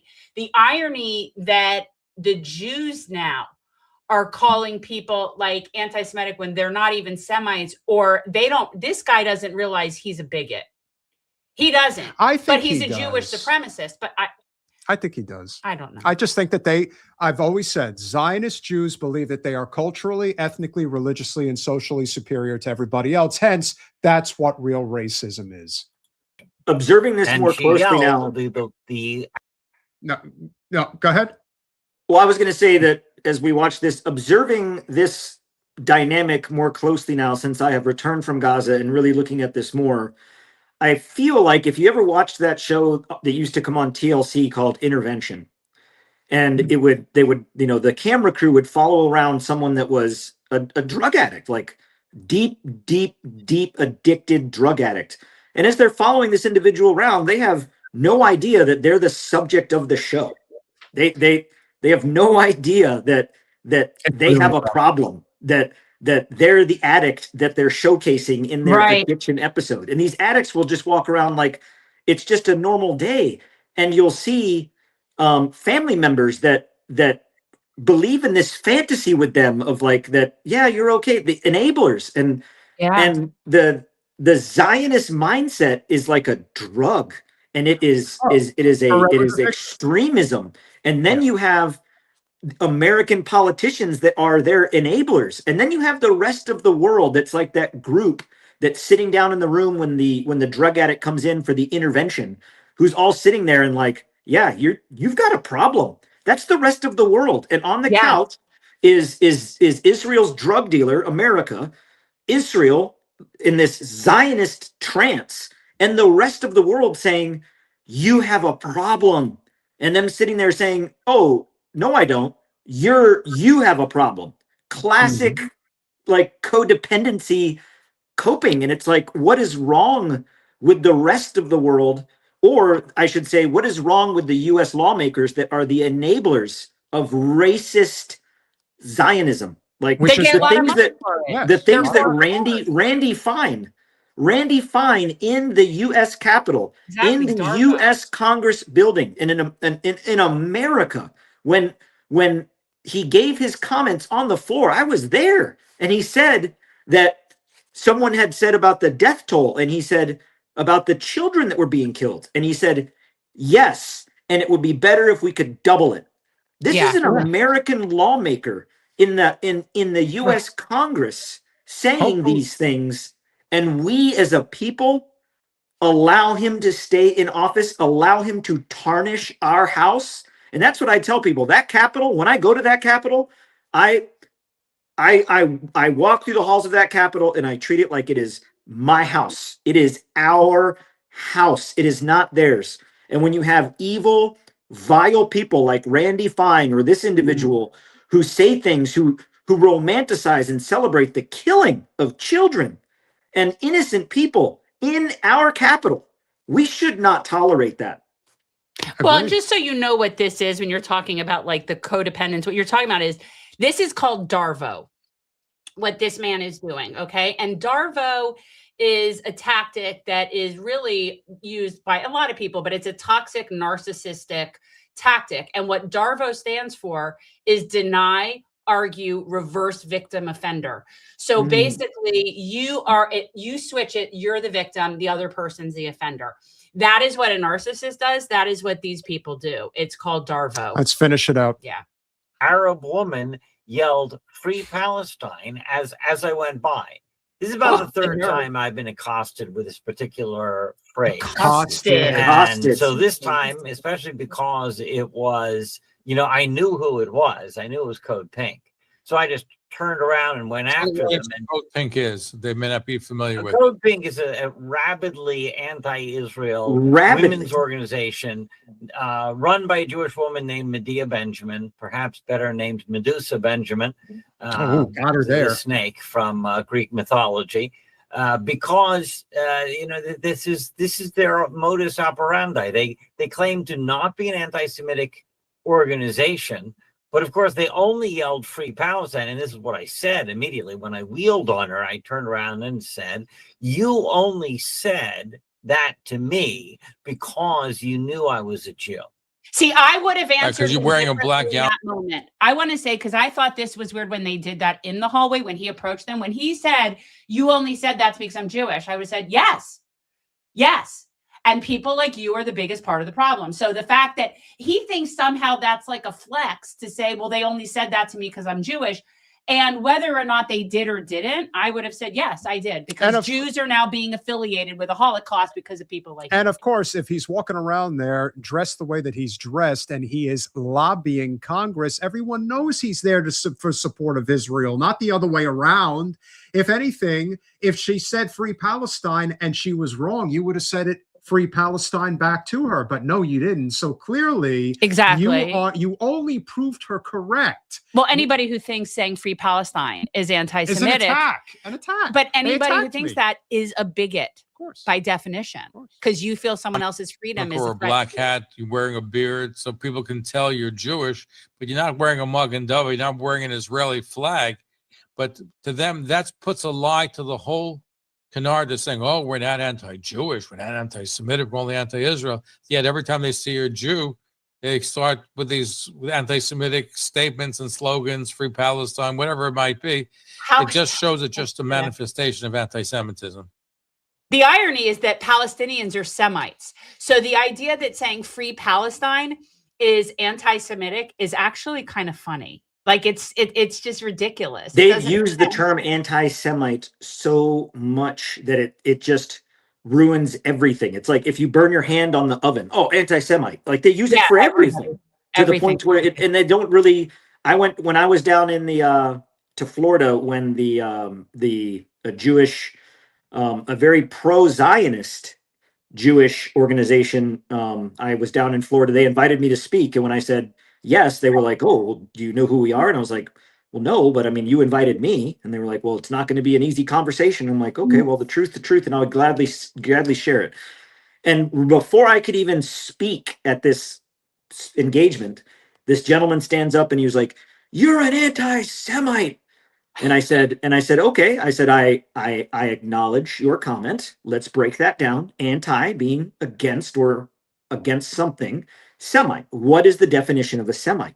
And he says to me, he says, "Don't get semantics with me." I was like, aha, the word semantic. Semite, you're close. Why do we use that term semantic from the root word Semite of what you said I am anti? Because Palestinians are considered Semites. And he was like, "Well, they're not Jews." And I was like, Semite doesn't mean Jew. You don't even know what the word means. And I would venture to guess that there are a lot of people that use the word anti-Semite that do not know what the word actually means. Of course, most of them don't. They just know it. Well, they just apply it as anti-Jewish because that's what we were all raised to. That was like our, that was the code word for they don't like us. After the dental appointment I had today, I'm an anti-dentite. I am a raging anti-dentite. That's only because I hadn't gone for an appointment in 6 months instead of 4, which is what I normally do, and they tore my mouth up good. So I got what was coming to me. We which need to means get I to have super hate them chats now. So we have to conclude the conversation for the evening. But Tony, it's always a pleasure. Obviously, we will have more to talk about going forward. Just First week in April, we're gonna come to DC. Yes, We're gonna have like a revolutionary change in DC for that week. We're gonna make some sort of plan. So I've asked all my family for my Christmas stocking and my Christmas gifts. I want 20s, 10s, and 5s. So I have sets of $35 to bail me out each day that we're up there, because I'm gonna go hard in the paint. Okay. We got your back, brother. It's sort of like needing stripper money, but yeah, I hear you. Whatever works. Whatever gets the job done. If you have the cash on hand, and once you get arrested and thrown in the Huskow and you got cash on hand, you can get out a lot quicker than having to wait for the Capitol security guard to go to the ATM for you, because they draw out the process. But if you got cash, you can walk in, you pay your cash, and you're out. All right, I'm gonna come prepared. I might be there with my camper. We'll see. Have a Merry And Christmas. if I really want to get spicy, I think maybe I'll do it in pennies. You see, now if I were you, I would do Especially that. since the penny is no longer being made. It'll be like a total, See, just- now you're getting all in You the see, revolutionary that spirit. would really piss them off. So yes, that's definitely a good idea. Maybe roll them up, who knows? But end of the day, we got your back. We look forward to seeing you then. But we'll probably be talking a lot sooner. Yeah, we'll than see that. you before that. Of course. We have some Of course. plans. We have plans. We do. Yeah. Have a Merry Christmas and a Happy You New too. Year, and we'll be in touch. Thanks. All right. Thanks. Bless y'all. We'll see y'all soon. Bye. See you, man. One of our favorites. And of course, it's been a wonderful evening. That's way too But we- big. I feel like we're so big. Like that's the other thing about you being in the I'm studio. ready with for me. my close-up. Mr. I know. I Big. feel like we're so big. Absolutely. If you have enjoyed the stream tonight, which we hope you have, please consider going to patreon.com/revolutionary change. For as little as $5 a month, you can become a supporter of our small but mighty channel. Something happened. Keep talking. Can you get us in? Thank you. We were in. He just couldn't see you. I couldn't see. He Yeah. couldn't see us. I'm invisible. That's what ended up happening. Colin, while you're at it, can you let us know the results of our poll? Yeah, for the let's see what evening? happened for a poll because I know what I would pick, and I can't vote because we're on the behind the thing. Da-da-da, da-da-da, da-da-da, da-da-da. My pick. Do you want to know my pick before or after we know? We'll see. Okay. We'll see. Because all right. Colin, are you there? What was your pick? 3. Okay. See, my pick is 2. I thought 2 was good too. All right, so the poll just ended, And what do we have? we got 110 votes, and out Who's of the winner? it is. Oh, how do I read this? Okay, in third place we got number 1 with 15%. Okay.